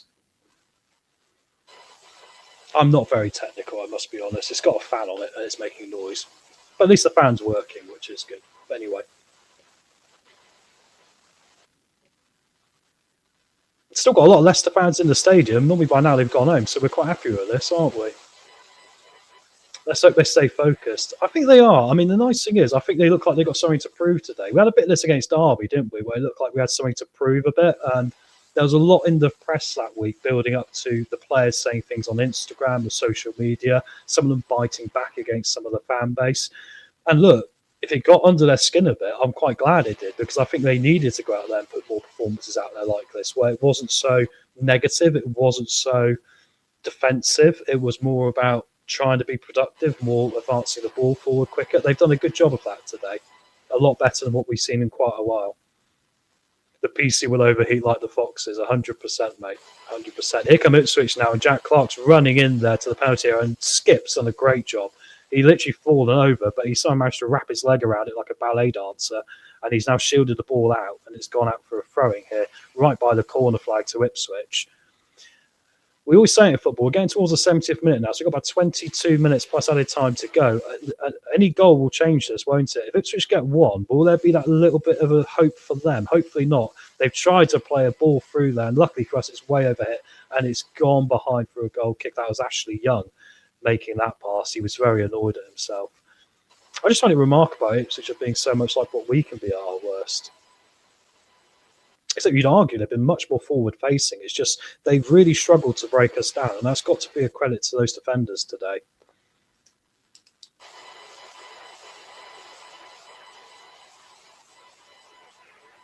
And as I say that, Ipswich have scored, guys.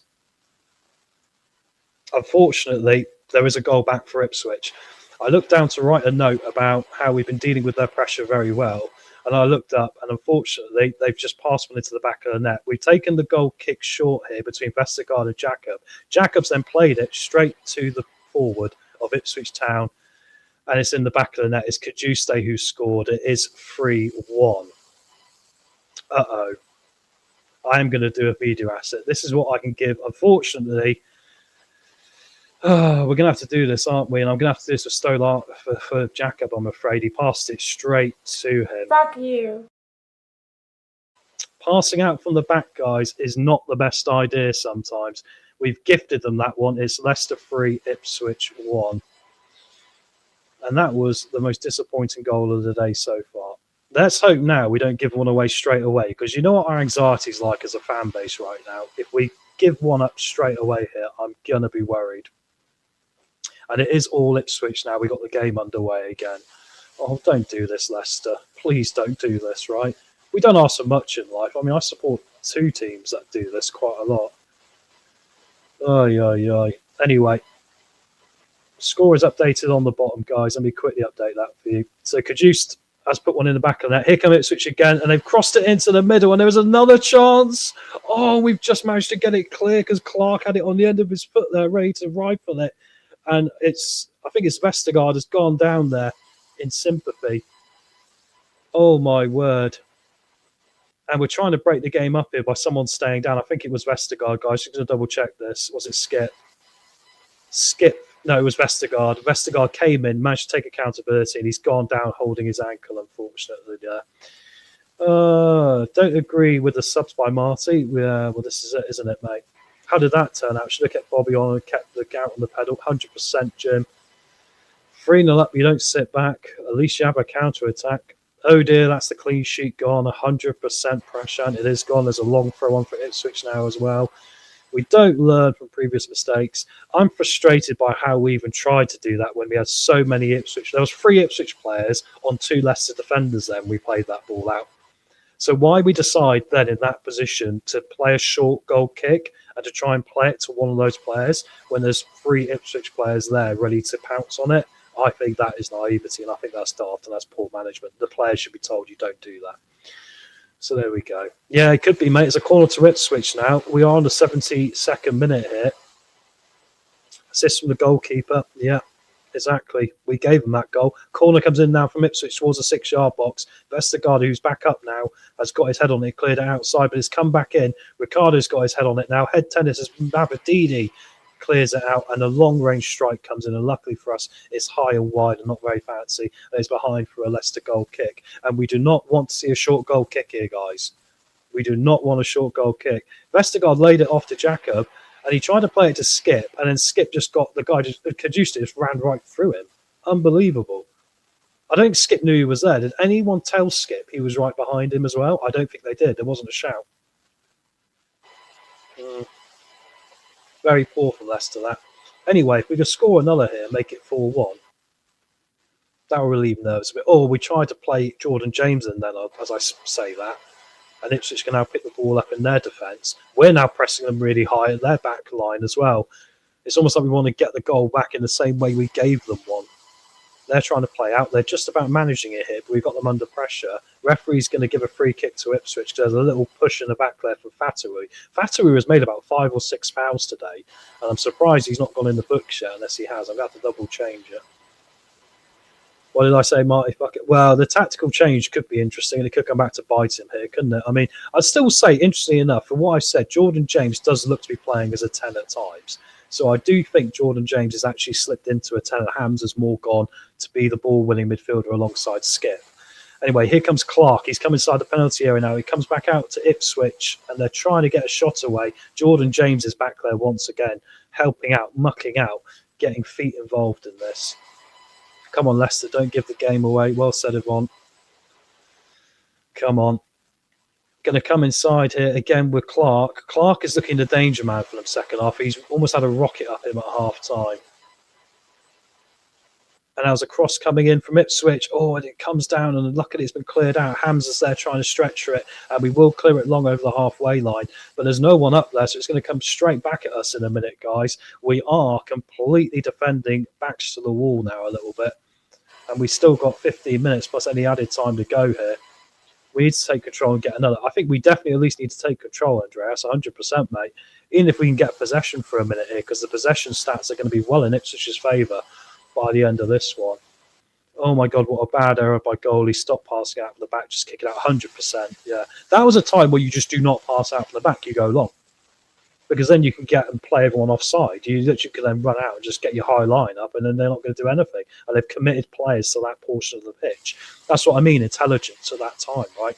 They're trying to have another chance at Ipswich. They're back in the penalty area with Clark. He's going to play a nice little pass into the middle.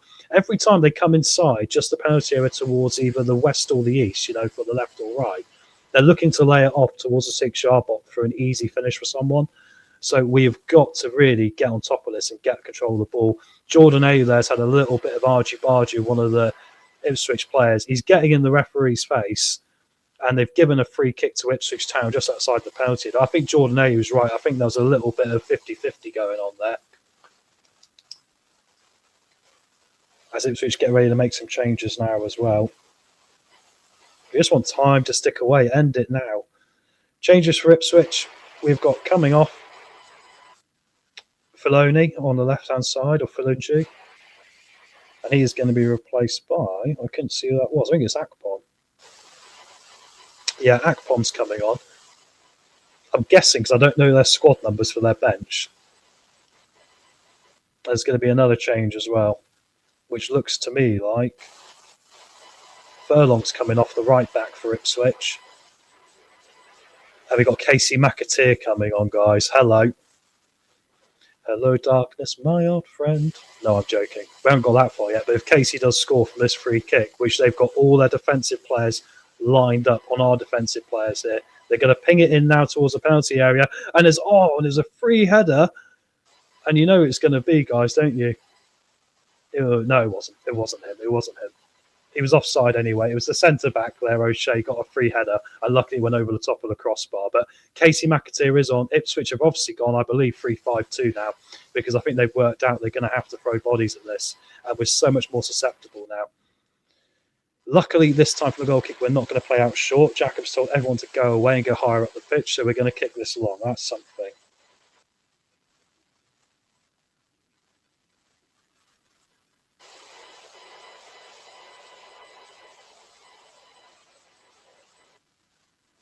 I just like it. We can take the sting out of the game a bit now, honestly. I know that sounds crazy.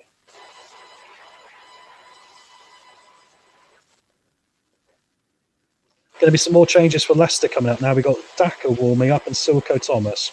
So Daka's going to be coming on for Jordan Ayew.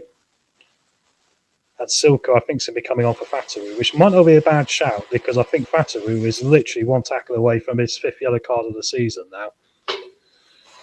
So I think that will probably be a wise idea to get him out of the way. No, it's Mavididi coming off for Thomas. Wow.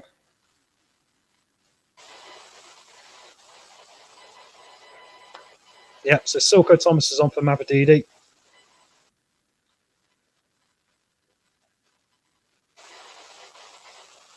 Come lads, stay focused, get the ball in that half, that's it. Tom, we could have closed the game out by getting another goal and go 4-0 instead of playing defensive and invited them on. I can't wait for you at full time, mate. Don't forget Jim is joining us at full time, guys. He's got some points to make about this.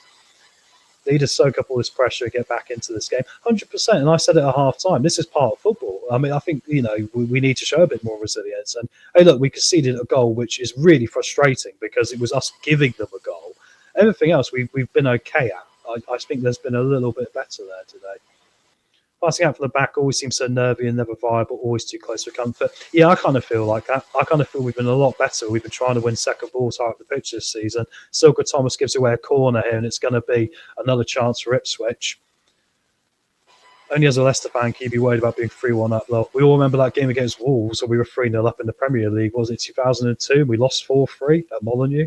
I remember that. I was at work that day. The abuse I got, my word. Absolutely, Jimmy's a bad manager. Yeah, I think I've had my say about Marty as well, haven't I? We'll get some more in a minute. There's a corner in now. Young's taken it. And it's towards the 6-yard box. And there's been a strike and it's gone, luckily, high, wide and not very handsome. There was a lot of bodies in the way of that. But the Ipswich Town player decided to try and put it over the wall and he's put it wide. It was Hurst as well. George Hurst. He'll be frustrated because the thing is we've got two players on the pitch that quite fancy a goal against us. Maybe Casey's going to be a secret agent and not do anything. That would be nice. I've not seen him so far. Goal kick taken by Jacob here. We've got final 10 minutes of this. We've got a 2-goal advantage, guys. It is 3-1. I mean, that is something, right? It's not over yet. There is a pattern either conceding or just second off where possession just disappears from the team. Yeah, I've noticed this. Yeah. I mean, it was dipping towards the end of the first half in this game, ironically, because we were up in the 50s and 60s until about the 40th minute. And then from there, it was all Ipswich. And then, the 35th minute, sorry. And then Ipswich got to over 55% possession. This half has been very similar. Cross coming in now from Ipswich toward the back post. It's been flicked back there. And they've got the ball outside the penalty area. They're going for the dink cross towards the back post. And it's gone out for a goal kick. We're more staying in this at the moment because Ipswich are a poor time at finishing the ball. It's the poor final ball from then. It's when we gave them the final ball, they actually scored, ironically, right? Come on, Leicester.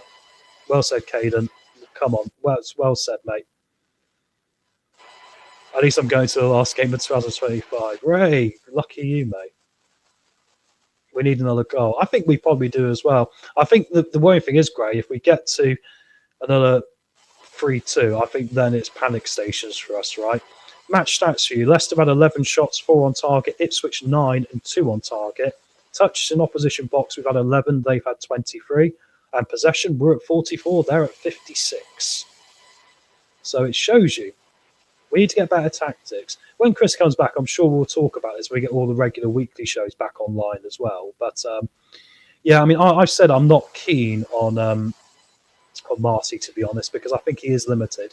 I think when you see other championship managers being a lot more progressive, thinking outside the box more, I kind of think Marty suits what the club wants in football style and manager, but I'm not so sure it's what we need right now. Ipswich have got us penned back in. We've got players just stood on our penalty area box, just trying to keep them out. They're trying to play through us here. Thomas there's trying to push over someone, but he's managed to get through. Vestergaard's shielding out the forward here. McAteer, Vestergaard getting a bit reacquainted, let's put it that way. As Ipswich now will play the ball around the back. It's come into the penalty area, though, and there's a block on that shot, and it's gone behind for a corner, and it's Clark again for them. Second half, Clark has been unbelievable. He really has. Basic football, clear your lines, 100%.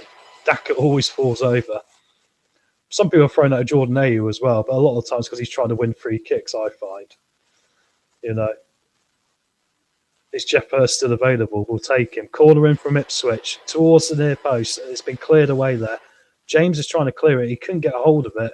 And now Ipswich trying to get it back in the box. There's a counter-attack on for Leicester. Here comes Fatawu. There's 3 of us up there. There's Fatawu. There's Silko Thomas. He's found Jordan James here down the left-hand side. It's 2v2. Silko Thomas is trying to come back down to this left-hand side to support. And he's going to pick the ball up. But we have given it back to Ipswich now. Now they can come forward. Luckily, their passing's poor as well. And Skip's going to pick it up. He comes all the way back to Hamza. Hamza and Skip's happy to pass the ball around. We're happy to try and kill this, you know. Just try and hold possession a bit more. I tell you what, Tom, we need Antonio We need a striker who score goals. As long as we can get a striker who score goals. The problem is that like you can go and spend 10 million quid on a striker. Southampton did it. A guy called Damien Downs. Has he really featured much this year? No. Has he really been that good? No. He's probably been worse than Carranza, and that's saying they paid 10 million quid for the bloke. So as long as someone can score us goals, I'm happy, and I don't mind if it's a free transfer. I'd say we've got to make an educated financial decision on if it's worth the club's time or not. If they score again, we're going to mess this up. We're being pummeled. Please do something, Marty. It's been a bit like it. I'm trying to not curse the commentator it too much, Gray. I've got to be honest.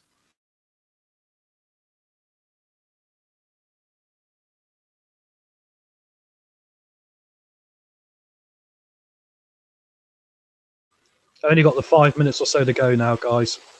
5 minutes plus any stoppage time here.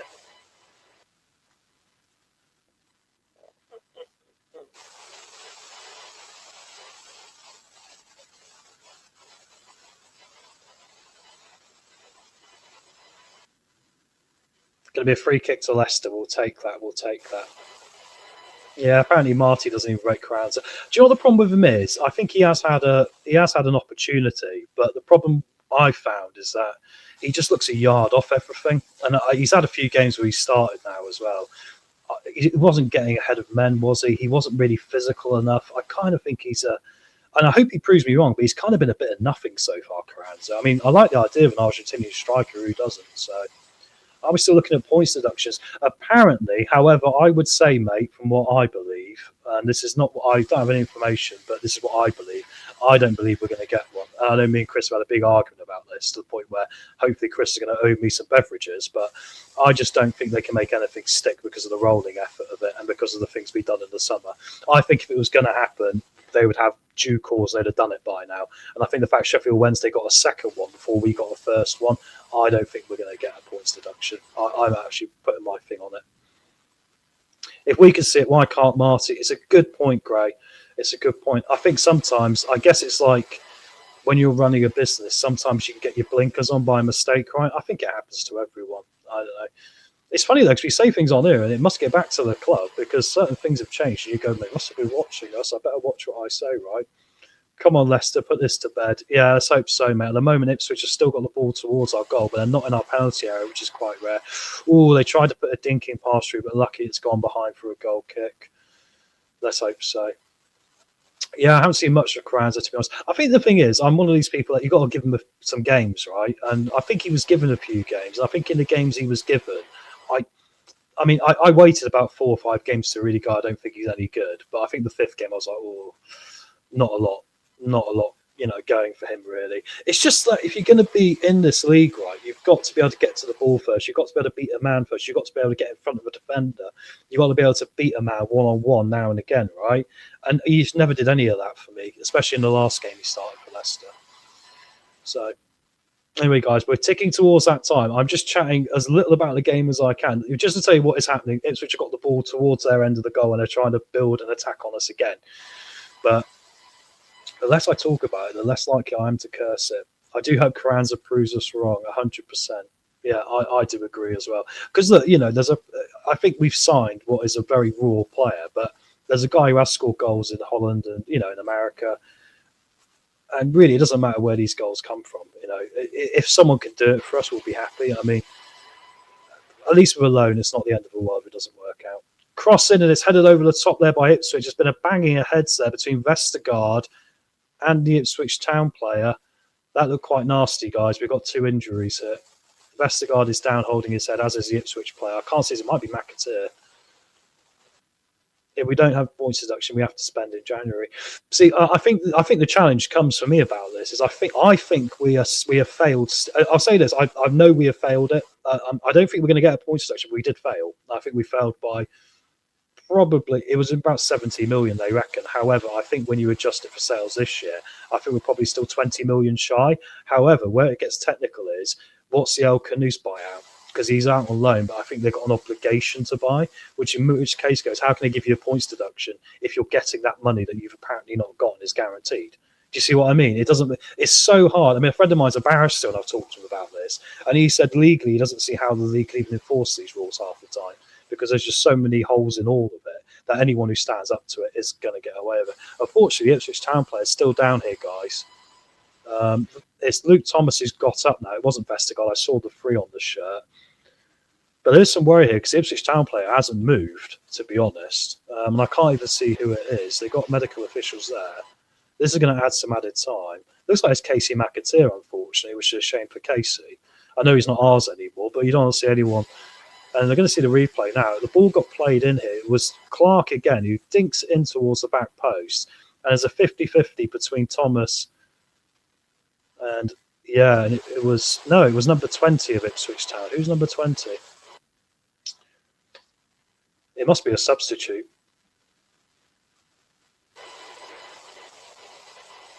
I can't see who that guy is. I can't. I'll have to find out, guys. My apologies. I can't work out who it is. Oh, it's Casey. Casey is their number 20. See, do you know what fooled me there? In the back of my head, I was thinking, oh, Casey McAteer is the number 35. And of course, he was number 35 for Leicester, not for Ipswich. Oh, shoot me now. Yeah, so Casey took a bit of a bang there, but he's all right. He's up and about. That took about 3 or 4 minutes, though. And I think there's going to be some added time here now. So, granted, he's time to adjust. Yeah, he does great. That's a very good point. I just think the times we started him in that period of games, so those 3 or 4 games in a row he started, I just think towards the end, it just wasn't working, was it? And how long do you... I know we've got to give players time, but how long do you give strikers time to score goals? I guess if we Leicester City, we're kind of shooting ourselves in the foot because we gave Pat Sadaka about a year before he scored one. But there we go. Gray, how I see it, Tom. Top has blinkers on regarding the team getting automatic promotion. We're not good enough. We need new signings. I'd agree, mate. I think I've worked for companies like this where you've got a high standard that's impressed upon you. But like I've had it with companies where they've had what I call caviar dreams on a very, very low budget, right? And you actually can't do what is asked of the player, of the group, really. Just so you know, guys, we're into the 90th minute. It is 7 minutes of added time. Like I suspected, we got 3 or 4 added on there. So it is still 3-1. We're into the first minute of 7 as Ipswich are coming forward. But at the moment, there's not much to talk about in regards to that, luckily. The least I talk about it, the less like it is they're going to score. But yeah, I think I think Top and I think John Rudkin have probably gone, this team is good enough to get back to the Premier League again because they've done it before. And that is just their level of thinking. There's nothing beyond that. So I think Marty, because I know before the Derby game, I think there was a lot of talk that Marty was in big trouble because that's the expectation put on him. I think realistically the team is nowhere near in that position. Nowhere near it. Honestly, I don't think we're even close to being a team now that was the team 2 years ago even, right? So I think it would be more better for Top and John Rudd to be more pragmatic about it and appreciate we've got some mucking out to do. Going to be a change for Leicester here. We're in the 92nd minute. And it's going to be Jordan James coming off here. And it's going to be Louis Page coming on, guys. Just to kill some time, this. Oh my God, 7 minutes help. I know, shush, Tom, 100%. Keith, I got you. It's okay, guys. We'll be okay. We've got literally 5 minutes left, and we've got to survive a 2-goal swing. I've manifested that now. I said it out in the opener. I do apologise. JJ's had another good game for us there. Another great game for us. Going to be a free kick Leicester are going to take with Jack up. He plays it out towards the flank. Kept in well by Fataru there. Tried to link up with Daka, and Daka passed it forward, and Fataru just stopped. So it's gone to the Ipswich players now, and they're going to try and launch a counter. Akprom here, who's trying to get into a wall with Skip in the centre of midfield. They've got some space down the opposite flank now, and they're going to switch it. Here we come now, and it's going to be played forward to Clark, who's been everywhere second half. Luke Thomas has just wrestled him with both his arms and dragged him to the ground, and Luke Thomas is going to go in the book for that, understandably. Luke Thomas loves doing it. He loves it. There's something we know about Luke Thomas. If he hasn't got a yellow card by the 80th minute, he's going to get one because he's going to literally drag someone down with his hands, kicking and screaming to the deck. Ashley Young's going to take this free kick now for Ipswich as the time ticks away. It takes seconds to score a goal, get your tin helmet on. I said I'd wear my helmet for this war today. It seems to have worked out well. Cross coming in now from the free kick towards the back post, flicked on by Ricardo. There's Clark waiting, though. The man has been everywhere this half for Ipswich. They try and play it back in, but we managed to play it out. Could Ipswich be one of those teams we just generally have their number? I just think the last few years we've generally had their number. And I feel a bit sorry for them. So I don't feel sorry for them. But, you look at them and go, they're obviously a good team, but against us, it doesn't seem to work out for them, does it? Substitution gives fans a chance to applaud JJ 100%. And to get Louis Page on, I've got no problems with that. I mean, he's got some legs to finish one off. At least Cobb couldn't even beat Ipswich. And so far, they've not beaten Leicester either, mate. So, that could really... I mean, I'll tell you what, if we stay up this year and Coventry completely mess up that automatic promotion, I don't care if they say as their rivalry. I'm going to be delighted. That'll be a great season. Especially when they were so far ahead. But anyway... We are now on the 94th minute, guys, 95th. Ipswich have got the ball behind, back in their half, trying to play out. We've got 2 minutes here. 2 minutes. They'll need 2 goals in 2 minutes. How are we all feeling? Hamza is back there and he wins that one with Akpom. Ricardo giving him a high five. Well dealt with. Yeah, possible. It's possible. Nothing's possible. I mean, this league's a funny league, mate. You never know. I'll be laughing if they bottle it. I think the thing is, as Leicester fans, we're talking about Coventry here, I know, right? But I also think as Leicester fans, we've got quite a sick sort of sense of humour because we've had things happen. I know people goes, your football club special, right? But can you name another football club in 10 years was in League One and won the Premier League? I don't think there's been anyone else like us. We are just literally a roller coaster. I remember there was a period in our history, the last few years, where it's like we were involved in something every year, right? We'd be involved in a relegation, a promotion, a championship run, a playoff run. There would be something going on that season. There was very few seasons where it's like, oh, we're mid-table. Even towards the end of some seasons, we did end up in mid-table, So, yeah, I think we've got a pretty sick sense of humour because we've always gone through a lot. Getting towards 96 minutes, guys, Ipswich have still had the ball around their back and they've not looked able to really do anything. They're going to play it into the box now, though, and it's cleared away by Vestergaard, who gets his foot on it. It's been laid off by Skip, trying to find Nelson. Nelson's going to put his foot through it, and we're going to get it clear. Looks like we're going to survive this one, guys. The free kick's been given to Leicester, and Ipswich aren't very happy about it. No other team will achieve what we have. 100%. Yeah, 100%. Mate, Cobb haven't won anything in 40 years. I know they haven't, yeah. Did they win something 40 years ago? My God, I wasn't even around then, mate. The last time I remember Coventry actually being relevant was when Ron Atkinson was manager. Oh, that's a great one from Keith. What about Blackburn Rovers? Very good point. The only thing I'd argue with Blackburn is, in the last 10 years, they've literally been, at the point where they've not moved. They've not really been involved in a promotion push and all the rest of it. They're going to take the goal kick here at Ipswich. I think we're there, guys. They're trying to do it quickly. But I think we're going to get a massive 3 points here now. 97 minutes is on the clock. Referee just got to blow it.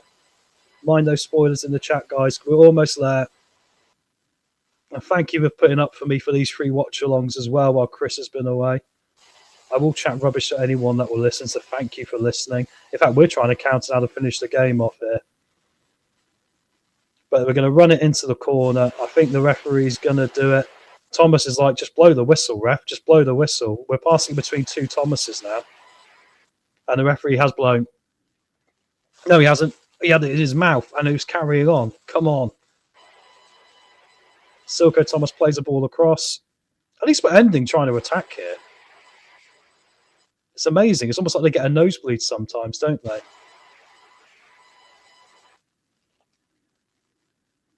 Ipswich are going to come over halfway.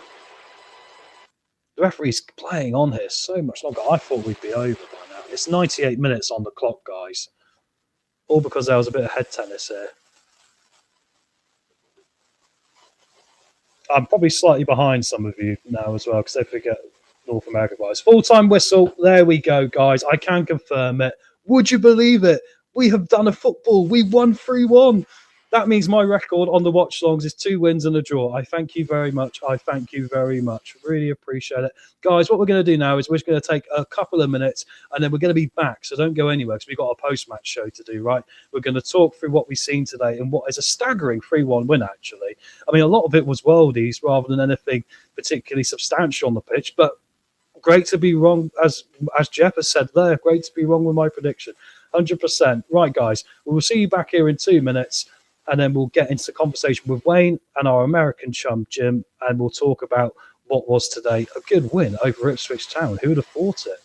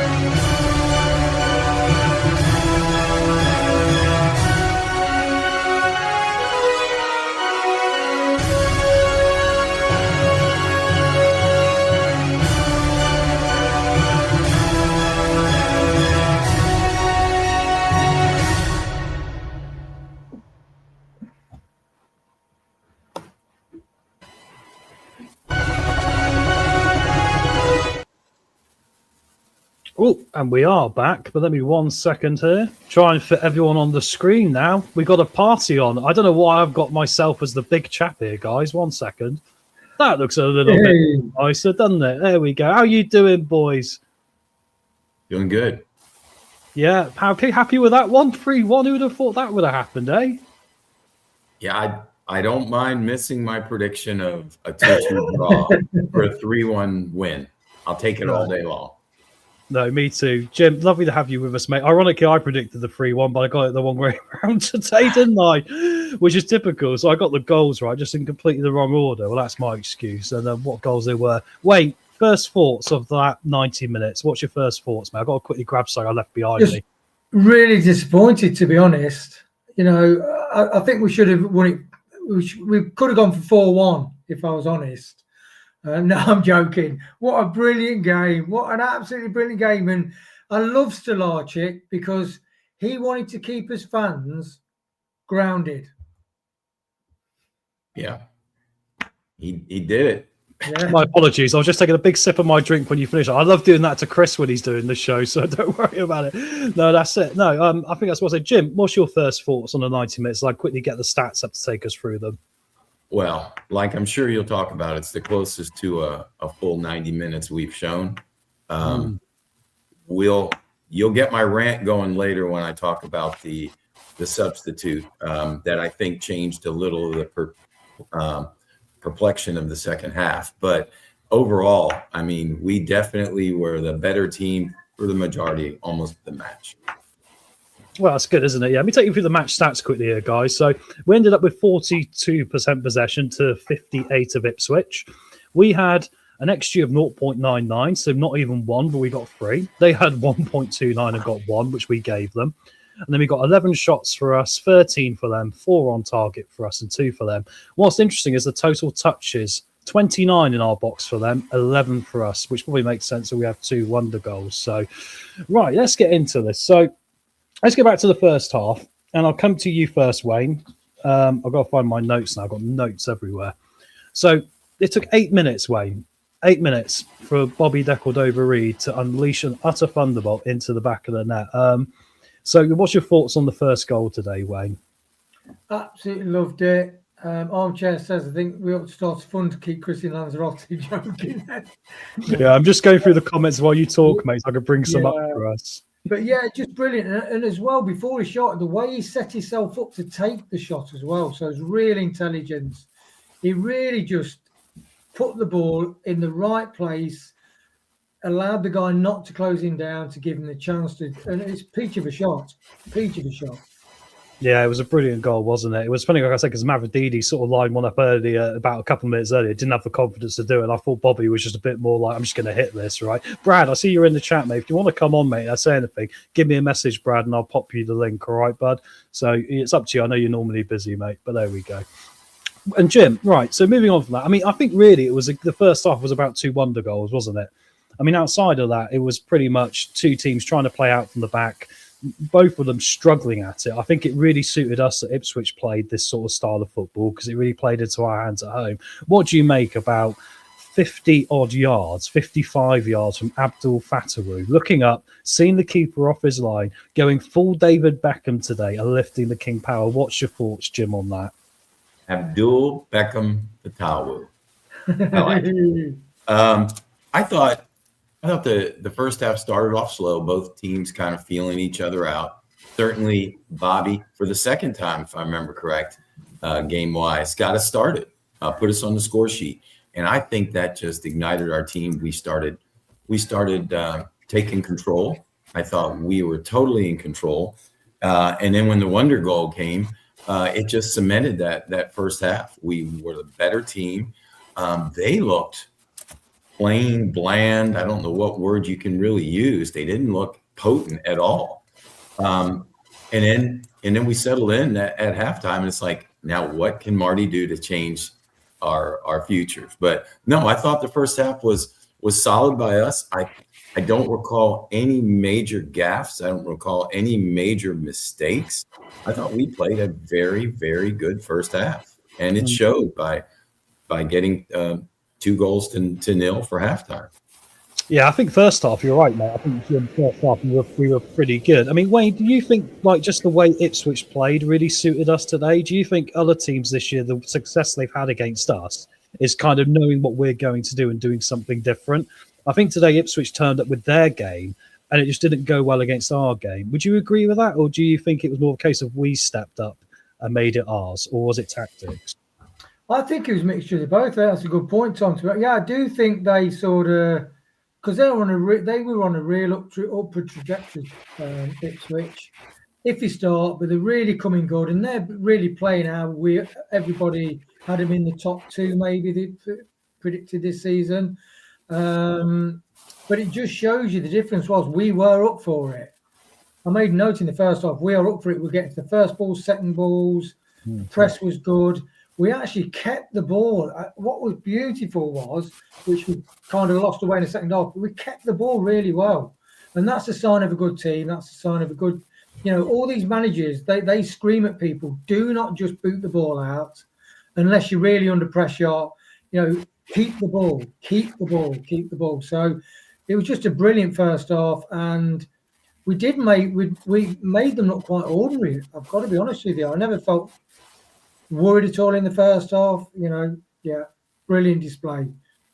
Yeah, I felt like that. I kind of felt it was funny. I think when you see Ipswich putting 3 past Coventry and beating Stoke 1-0 in the last week, you kind of go, well, there's obviously something about them. There's times like us, they've been misfiring along the way. But I kind of felt today could have been like the Sheffield United game we faced, where the first half we could face some lethal stuff going forward from the opposition, and it didn't quite work out that way. So I think credit to the boys today for what they did in that first half. I don't think there's too much to talk about with regard to the first half. I think it was pretty much cut and dry, 2 long-range goals. A lot of the other stuff wasn't working for either team. Our possession was starting to drop at that point. Jim, so into the second half, we normally joke about this. We normally start a little bit lackluster. We normally get ourselves in trouble. However, today we sort of spun the record when Fatawu got involved in a bit of a dodgy 50-50, didn't he? Where like one of the Ipswich players went down, Fatawu sort of bundled him, the ball came loose, and AU ends up getting it from Ricardo and scoring. What's your thoughts about that goal? I mean, did you think Fatawu also fouled the Ipswich player in the build-up? No, I thought it transpired just like it was supposed to. Good answer, Jim. Good answer, mate. That was a test in the past. No, certainly that continued to prove that we were the team that was playing well. We didn't start off poorly in the second half, like you said. Certainly not like the last one. But as true Leicester fans, we started off that second half wondering, oh God, what are we going to be faced with? Are we going to have that second half collapse? But I think the players continued to play. IU was right where our forward should be. He was right in the goal mouth. That ball came to him, tapped in, done. And we continued to. After that, we continued to have some decent play, some nice passes. We had some crosses that went right through the goal mouth. We just didn't have anybody on the back end. But no, I think we started well, and that goal put us in a very, very comfortable position. 3-0 up. It's one of the first times this season we've been in that position, isn't it, Wayne, really? To think where we've now got that advantage, where we've got a little bit of a cushion. And, of course, the anxiety then comes in about what if we concede a goal, which is then doubled when you concede a goal the way we do. Like Jim rightly said, I don't think we particularly put a foot wrong. And there's times we can in the first half, in many times this season, look at the team and go, we were defensively a bit soft there. We didn't go for that. I think we handled that all very well until this moment when Jacob takes the goal kick, passes it out towards Skip, who doesn't see the man or know he's behind him, and Kajus gets ahead of him and puts it into the back of the net. Wayne, what's your thoughts on this playing out from the back? What was that about? I hate that bounce pass out to the fullback. Hit the guy in the middle. He's got a play on him. He bounces it to the fullback in space to draw people on, and that shows you why that, unless you're really top class, because all players will. I'm sorry. It's casting like ignorance towards the opposition that they won't be able to anticipate that pass coming out. And Stellartis, I'm sorry, that's just not the pass you do not make. Any defensive coach would be saying, what the hell are you? We do not play those passes, because it literally gifted them a goal. And that series significantly changed the momentum from, as you said, we came out in the second half nice in control, and that was just like bang, one goal. I think what's interesting about it is, just quickly to check that, is that against other teams this year, we've done something similar, and then that team has had a massive boost and gone on and scored other goals against us. I think what's interesting is Ipswich was still a bit too ponderous around the back. One of the moans we had from Leicester, if they weren't so much focused on keeping the ball at the back and shifting all their 11 forward, all their 10 forward, sorry, I think they would have been a bit more threatening. But yeah, I mean, in that position, Wayne, I'll stick with you just quickly here. Who do you blame fault for in that position? Do you put it on Marty because he's telling the players to do this 9 times out of 10? Do you say to Vestergaard when he got the ball and took the goal kick, why are you playing it to Stolarczyk? Do you then say to Skip, why didn't you win that battle with the man? I mean, from my perspective, I saw 3 Ipswich forwards and 2 Leicester defenders, and I thought, why are you playing it short? But I'd love to know what your thoughts are. Yeah, exactly, mate. You cannot blame the person you're playing the ball to. It's like some of the punch passes into midfield when we're playing this round the back to create that overload. It's to create a player overload to then go on attacking phase. But you see a ball by Vestergaard, he's a great, he like punches it like 100 miles an hour. The midfield player's got somebody on him. He's not going to control. It's impossible to control. So that is on the coach. That is the one thing I'll say. That is on the coach. It doesn't matter how good you are when they're playing man to man. There is no, what's the net result of doing that quite often? It is pain, and it's recurring pain. And considering the fact that, as you said, we did capitulate when that in other games we've capitulated, and heartwarmingly we didn't capitulate. Yeah. But like you said, if Ipswich had really gone for the jugular, which they didn't really do, then it could have been Alamo. Yeah. Jim, you were going to say something, mate? Yeah, I agree with Wayne, but I want to elaborate. First of all, it was a mistake by Jakob. I mean, it's a shame. He has made so many tremendous saves for us, and he hasn't had too many just egregious mistakes like that. That was a bad mistake. But I find fault with Marty. I find fault with Marty for taking his foot off the gas. A very wise man in a pink manga shirt said in the pre-match, he said, like the Jaguars and like other teams do when they start playing prevent defense and they start getting defensive and take their foot off the gas, then things like that happen. And I think that's exactly what happened. When he pulled Bobby out and put Hamza in, I went nuts. You saw my rant to you on the chat. That drives me insane because all you're doing is inviting them into our half. And that's what we did. I think it changed the complexion. Luckily, it didn't cost us the win, but there's no excuse for that. We could have got another goal or another goal, and they weren't putting pressure on us. They weren't in our box. They weren't peppering Stolarczyk with shots. There was no need for that. You're up 3-0. Go for the jugular. Go for the jugular. This playing from the back and playing defensive drives me insane. And I think this case, he got off lucky. All it's going to be on the score sheet is a 3-1 Leicester home victory. Wah, wah, wah. Well, guess what, Marty? It could have been worse. You've got to use your bleeding head. You cannot do that. So, yeah, I thought that mistake by Stolarczyk. He'll learn. He's a great keeper. But, Marty, get your head out of your ass. You cannot play defensive like that. You just can't. Yeah, very well said there, mate. Very well said. Good question, Armchair. I'm going to quickly talk about myself here a minute. Is it not a case of this is how we play whatever formation the opposition go with? I think you've got a very good point there, Armchair, because I put the same at Ipswich today. This is how they play. And ironically, we aren't too dissimilar. We might as well be cousins in this league with how we're setting up and trying to play out from the back. And I think it's the other teams who are a bit more championship hardened that have cottoned onto this and really found ways around it by just being a lot more direct, a lot more quicker, and a lot more sharper when it comes to how they do their attacking and defensive phase of games, right? So I think it is a case of how we play whatever formation the opposition go with. And I'm not particularly keen on it, which is why I was a few weeks ago, I said I would probably move on from Marty.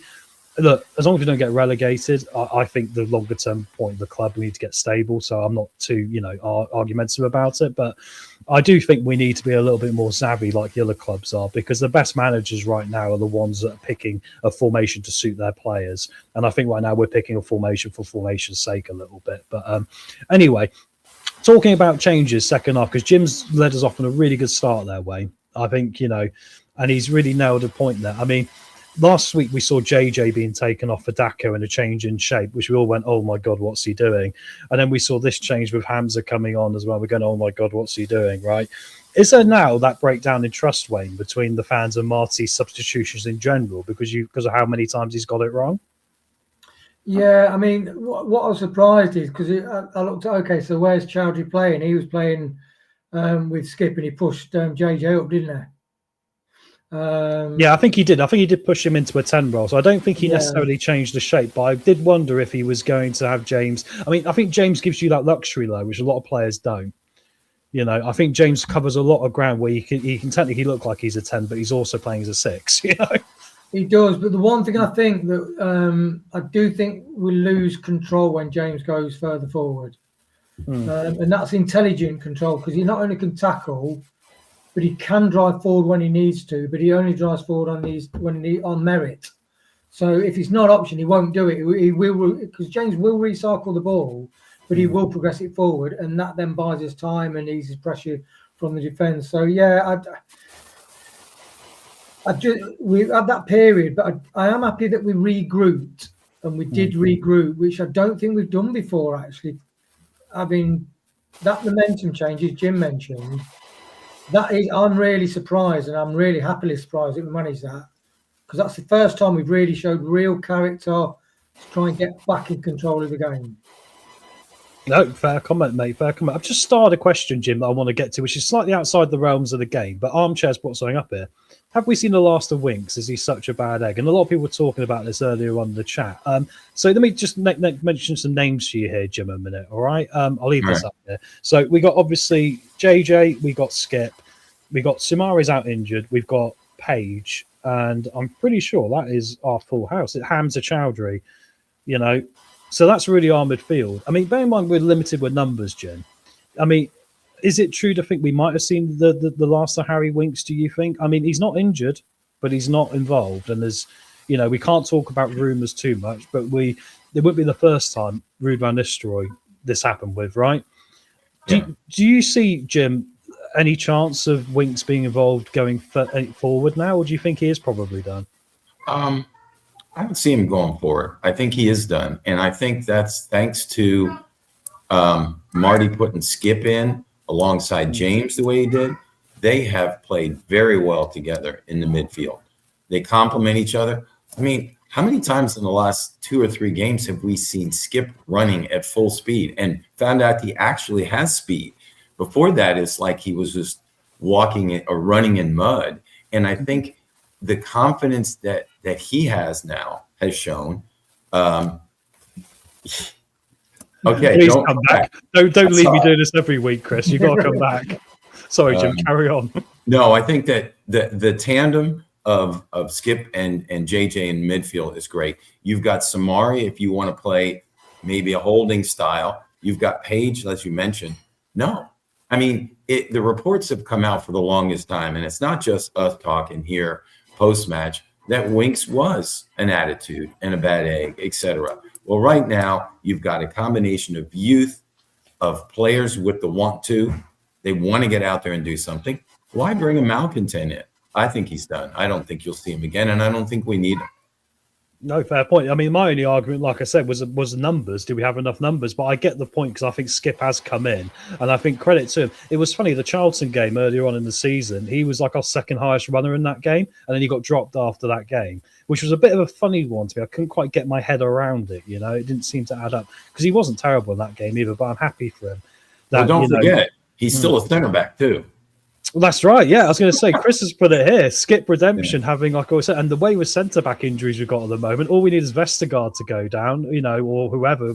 There was a head battle with McAteer today. I was thinking, oh no, we don't want to lose another one.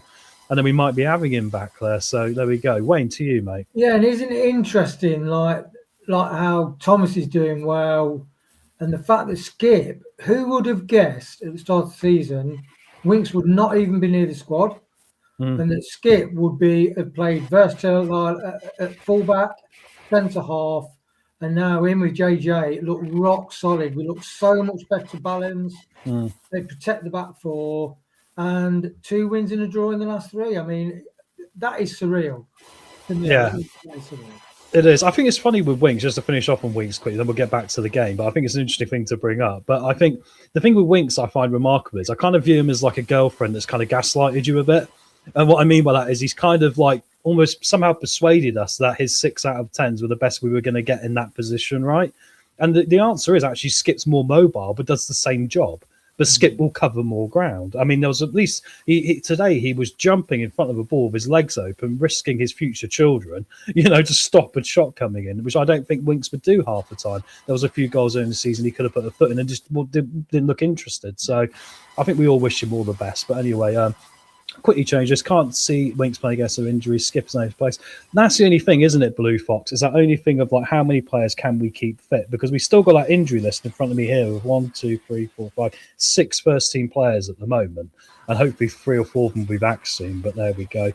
Right, so then that's where were we, guys? We were talking about the actual game, and then we got distracted by some great comments. Get your comments in the chat, guys, as well. We do love to talk about them, all right? But yeah, so other substitutions. Jim, let's come back to you for this. Other substitutions. So when Ipswich was starting to get onto us and like things were starting to look a bit difficult towards the end, I mean, Clark was playing well for them, turning up everywhere. And, we then decided to take AU off and for Daka, and Silko Thomas came on for Mavididi. What are your thoughts of those changes? Well, at that point, were you like, oh no, what's Marty doing again? Do you think that made some sense? No, I thought at that point, fresh legs. I don't think they were, you want to call them light changes, with the exception of Daka, which I think it was a step down, but fresher legs, I'll give him that much. It wouldn't even bother me who we brought in then. Just fresh legs. No, I don't think it really was another Marty screw up. Page, it was good to see him on there. No, I think it was pretty much like changes. He could have brought Carranza in. I wouldn't have had any problem with that. Well, that's the interesting thing I was going to get to, because I was surprised to see Daka come on, Jim. And I'll take this over to Wayne in a minute. I was surprised because Daka's gone next week. He's on an aeroplane. He's off to Africa to go play in the African Cup of Nations. So I find it interesting how they brought Daka on when you could have brought Carranza on, or the one we've been calling for ages, who's now on the bench, Jake Evans. I mean, I mean, Wayne, what do you think about that? Would you have gone for another way just because of that point of it? Sorry, what was that last bit of the question? What would I? It was just basically, would you have gone maybe for a Carranza change for rather than Daka, just because Daka's not going to be here for a month now? It seems to be a little bit of wasted minutes. That is, every now and again you get somebody say something like, what?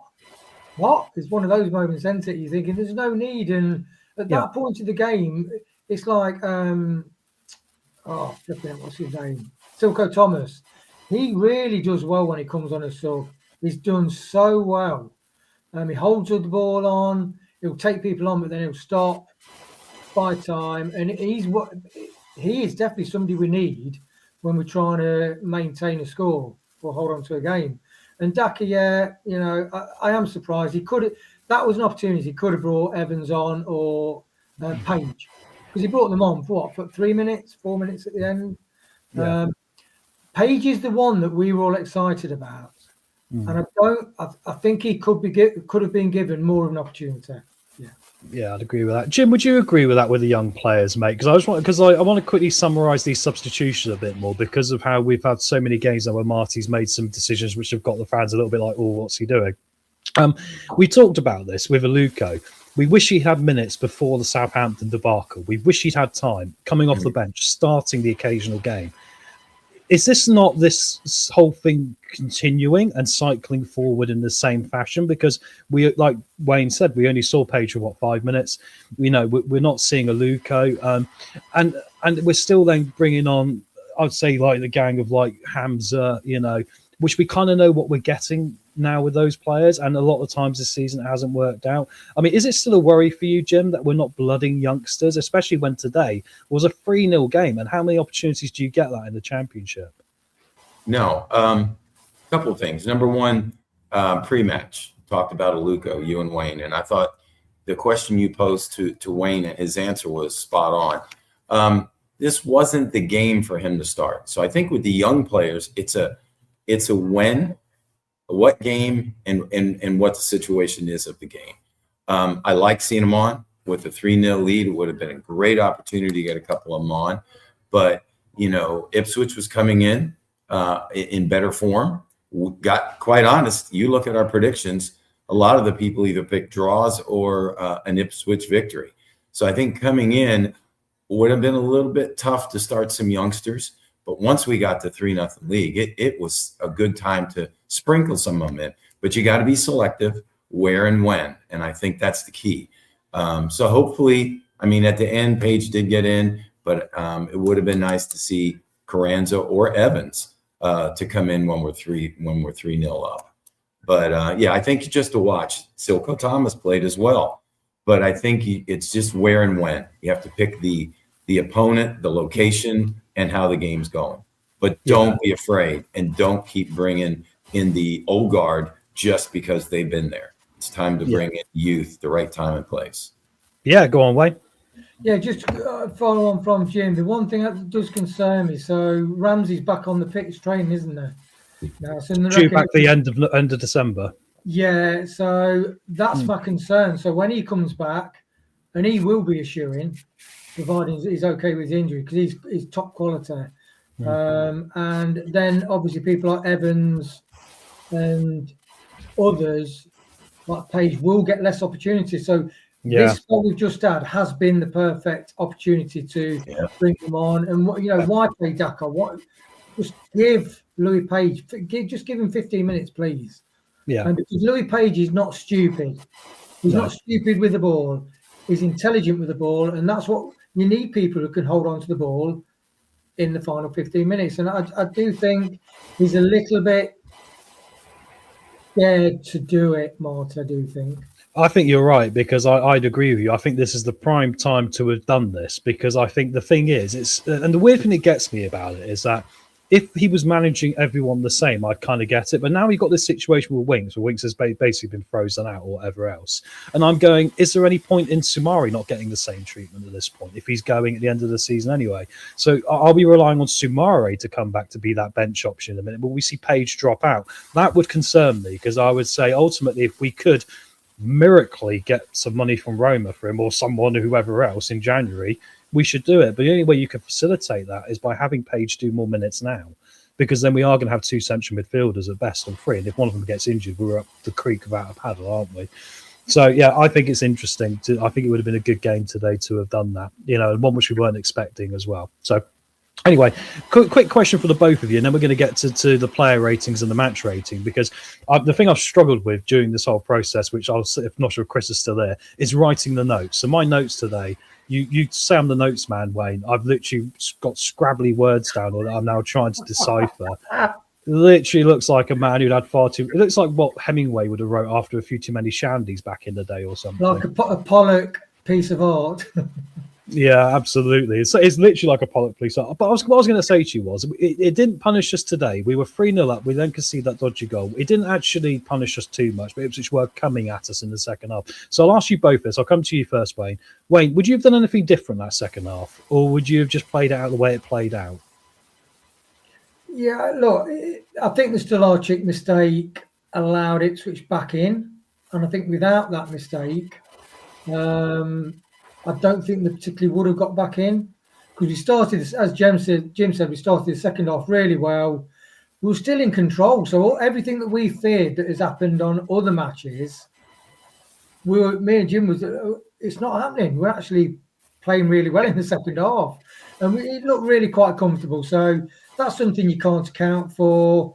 I do think whether that's Marty or the collective, they've got the heads more on things now as a team.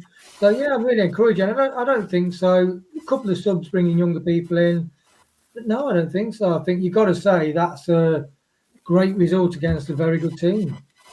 Would you agree, Jim? Was there anything you looked at? I mean, I know you don't like the playing out from the back, so if you were manager, you'd be telling him to kick it long. I mean, I just told Jacob you kick that long, but I wouldn't have brought on. I wouldn't have taken Bobby off. I wouldn't have brought off Hamza. That substitution came at the 65-minute mark, and they scored at the 72-minute mark, something like that. So that happened after his change. So I do think substitutions were not needed. I think as the second half played out, if anybody had a little injury coming or you could see him slowing down, Marty had the opportunity to get a player in. But to change things up, I didn't think there was a need.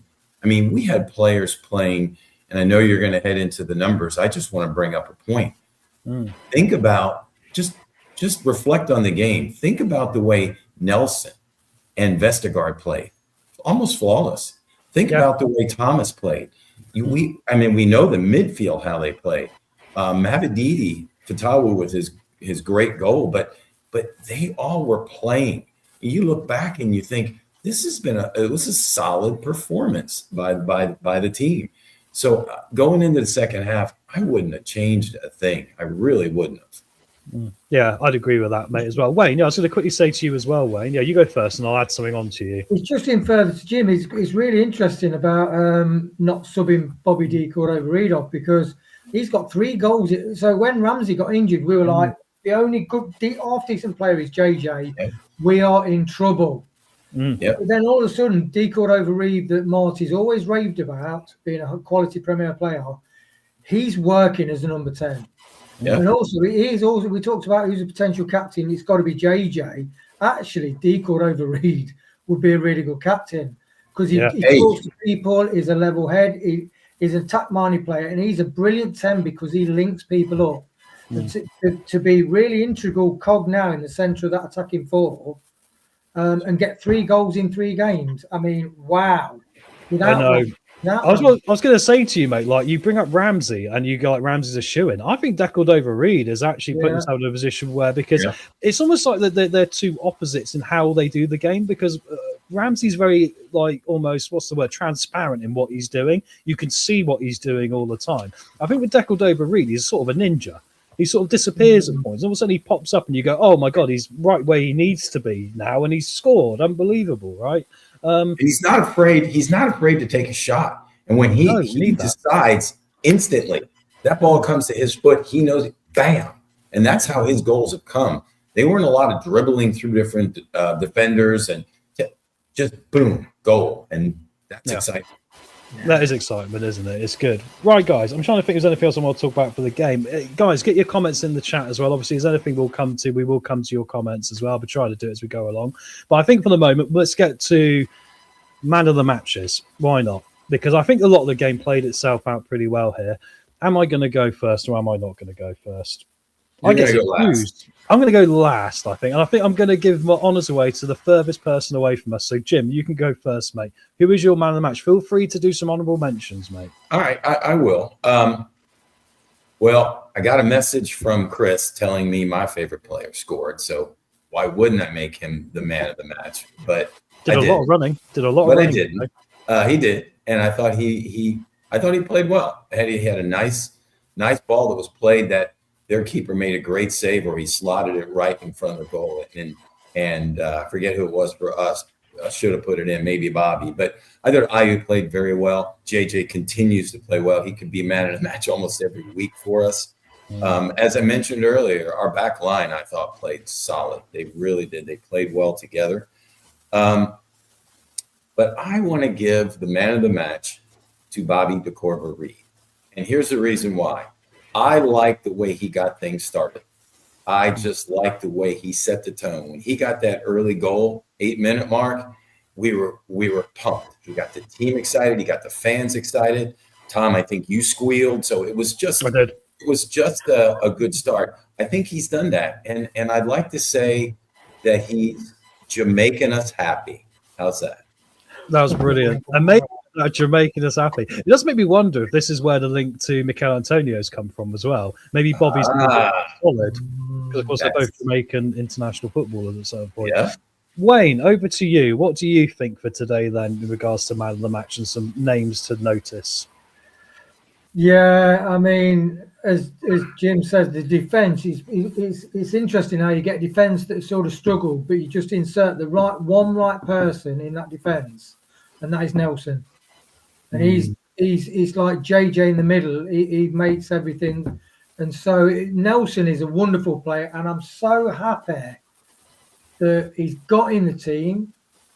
He's got injured, but he's come back. And now he's getting his proper chance. All players want is a proper chance. And if it works out, it does. If it doesn't, it doesn't. But Nelson is absolute quality. And even when there was one time when Ricky P got beat on the outside, he got Craig across and he shot into the side netting, but he probably would have been on target if Nelson hadn't jumped out. And he's just got that intelligence, knows when to jump out and not. But yeah, D called over Reed. I mean, I think did Gray say about the all man of the match? It's just a great performance. D called over Reed. He's super intelligent. You can see why Marty loves him, and he's got a winning mentality. And you can't argue with the stats. 3-3. He's a super influential player, and we've needed somebody like that, haven't we? Last season and this season, we haven't had them. So I'm so happy for him, and I'm so happy for players, and happy for the fans that we've got a few people in the side now that actually give a damn. They give a damn. They will run hard, but they're also got skills and footballing and got football intelligence, and that is equal over Reed. So he's your man of the match. I mean, I agree with you about the Ricardo things. I think it was funny. I think there's times in the past with this Leicester team, there's been players far too willingly dropping their arms and getting frustrated with someone else cocking something up. I think today, if Ricardo was out of position, I saw Jordan James, I saw Skip, I saw Nelson, I saw all of them coming back to give a hand and to get in and stop whatever was happening. As long as that can continue, because sometimes these things in groups don't work out that well. Sometimes you want more from Ricardo. But I think that was interesting today. And I wasn't surprised with the lineup today to see it not change too much, because I thought he would stick with what is... I know we only drew against Bristol City, but I think this more stable approach now going forward without Winks is probably going to benefit us. Blue Fox has said it, hard to pick a man of the match this week. Great performance across the team. I do agree. I think you've both going for Bobby is a very wise one. I was stuck with mine today because I think there's so many people I could nominate for different reasons for man of the match. So, I mean, I could give it to Bobby. I think Fatu's goal. I mean, the fact Fatu hasn't got it for the worldie goal, I mean, it shows how we were looking at the team more today, perhaps, than just worldie goals, right? I think AU run his socks off. I think there's times he looked a little bit like he was lacking a bit of pace, perhaps, and all the rest of it, but he did work, you know. I think Skip's played well. Nelson... but I'm going to controversially perhaps give it to a guy I normally give it to, and it's Jordan James. And I think I'm going to give it to Jordan James because he is the one that I think every game is putting in the dirty work. And I think all these other things we're achieving, be it the wonderful goals or anything else, if we do get a result, I think a lot of it comes back to him. And a lot of it comes back to what he's doing with the ball at his feet, advancing the ball, finding the passes, trying to be the link-up man as well. So I'm going to give it to Jordan James again today because I think he's the unsung hero of what was, you know, by all accounts, probably one of the better performances we've had all season. If I'm not still slightly in the back of my mind thinking I might have been expecting a bit more from Ipswich, but there we are. The commitment is there at last. Well said, Gray. Guys. Did you see that Albrighton cross he did? He really drove that ball behind the defender. Oh, yeah. He should have got that cross in. Beautiful. It was amazing. Yeah, brilliant, wasn't it? So, team rating, guys. I think this is quite hard, actually. I'm going to go first to cause some controversy on this one. Let me really shock you. And you're going to be like, I can't believe he's giving this score. But I'm going to do it. I'm only going to give it a 6 out of 10. I know that seems harsh. I have my reasons for it. And that is that if I was in there dressing room with them now, I'd be saying to them, I think today we handled things incredibly well, guys. You have a pat on the back for today. But I don't want any of us to walk away from today's game thinking that this is how we're going to do it every game, because we've been shown that's not the case. I do think Ipswich weren't at their best today, or for whatever reason played in a way that helped us out.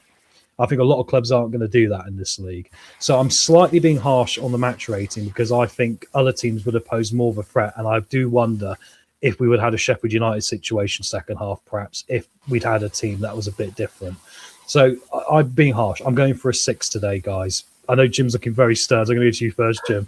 What do you think about my 6 rating and what's your team rating of the day? I've got my reasons.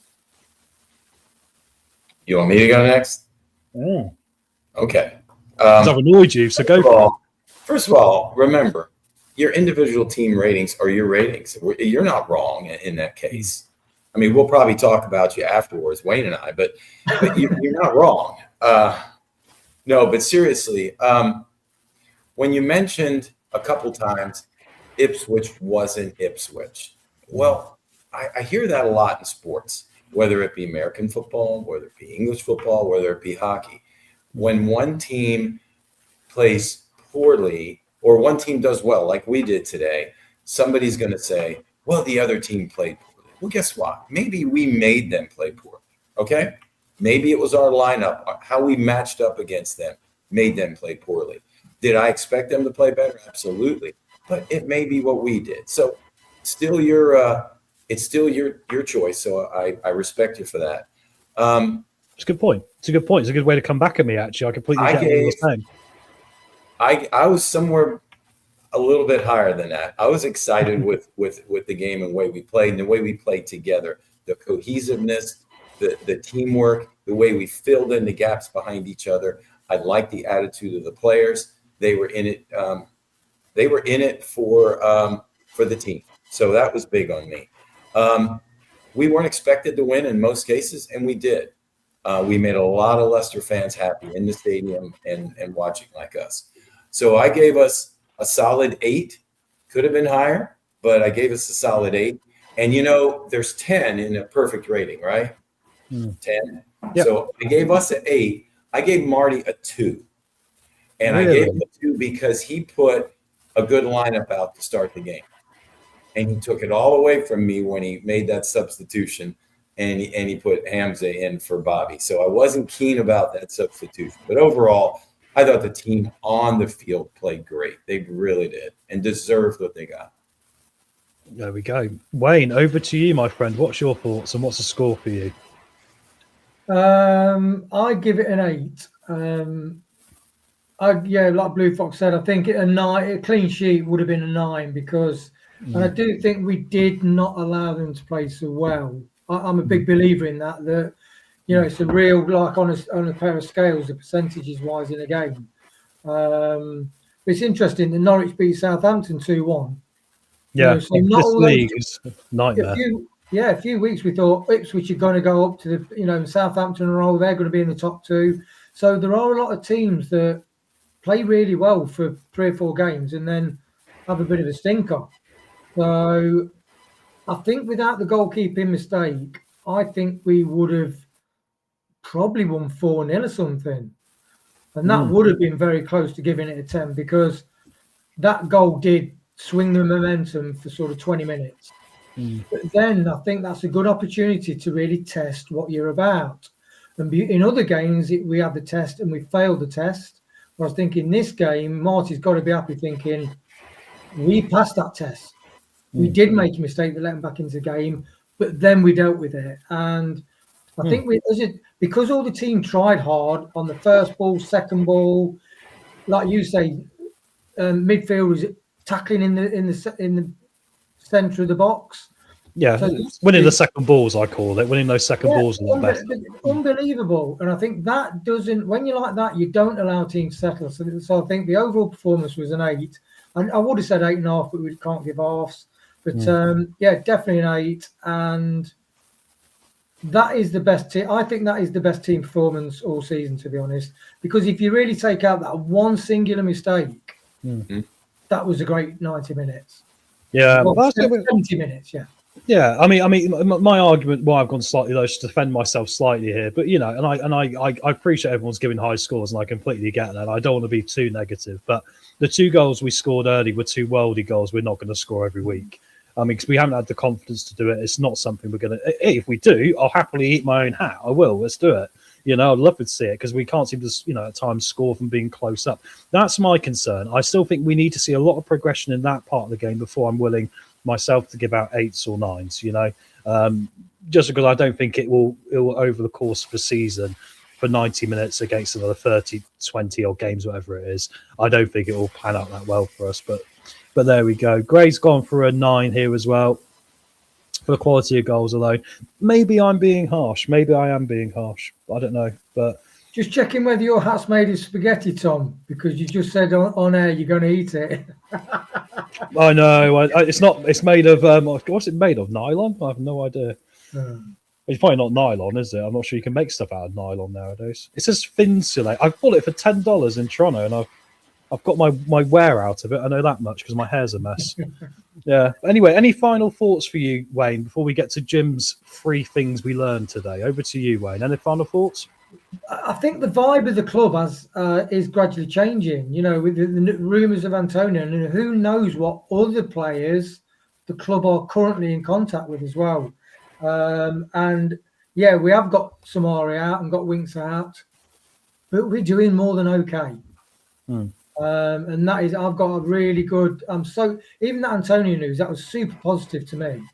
But after the performance, you say, yeah, we're there or thereabouts. That's good. Well, Jim, let me pass you on for your 3 things of the day then, mate. I'm looking forward to this.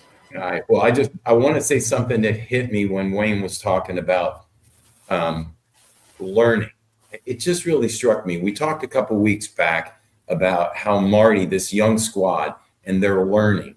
They're trying to learn not only what he wants them to do, how they play together, this and that, their confidence, gaining confidence. I think what they're doing the last couple of weeks, they're learning how to face the adversity of different type of games. Okay, so bear with me on this. You know, they gave up a 2-goal lead and drew. They had a big lead earlier in the season. They have a 3-0 lead today. How are they going to face those going forward? They gave up a mistake goal. All of a sudden, it could have been, we as fans were probably going, oh my God, your buttholes are puckering. You're like, oh, what's going to happen now? But these guys are learning.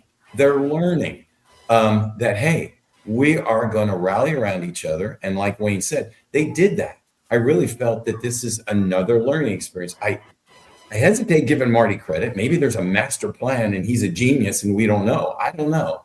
But I do like the growth that this team continues to go through. They're faced with this adversity and they're learning from it. I think that will benefit them as the season goes on. So I don't know. That was just a little bit. Couple takeaways. Number one of the comments that I saw today that I thought was funny. When Chris is away, the Foxes will play. Well, we certainly missed the boss man, but isn't that ironic? They have really played good ball while he's gone, but we'll be glad to get him back.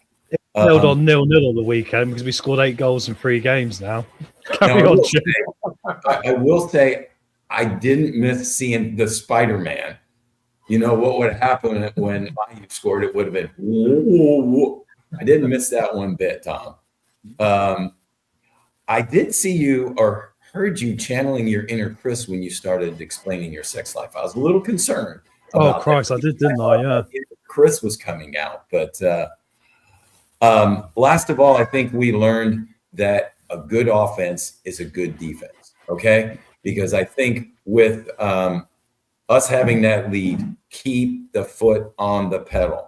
That's what's going to do it. I think we were playing and we had the upper hand. I think we should have stayed that way, and hopefully he will learn. And in the bonus, I'm a huge Antonio fan. I hope that comes through. I know you guys talked about it pre-match. I told both of you privately he was my favorite player at West Ham.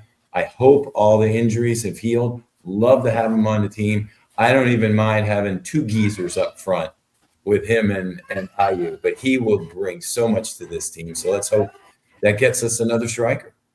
Otherwise, fellas, another victory. We deserved it. Tom, great record leading the gang with a 2-0-1. Not bad. Well done. Yep, we got a draw on the other one, so 2 wins and a draw. I'll take that. 8 goals scored. Can't complain at all. And now back to reality where I'll be moaning next week about, I think it's QPR we got next, isn't it, guys? 8 goals in 3 matches. 8 goals. I know. I mean, half of them don't count because they've come from 50 yards for some reason, which is just a very bizarre sort of, way it's worked out. No, I'm joking. I'm really impressed. I mean, we haven't got a midweek game this week, have we? We're back now till next Saturday.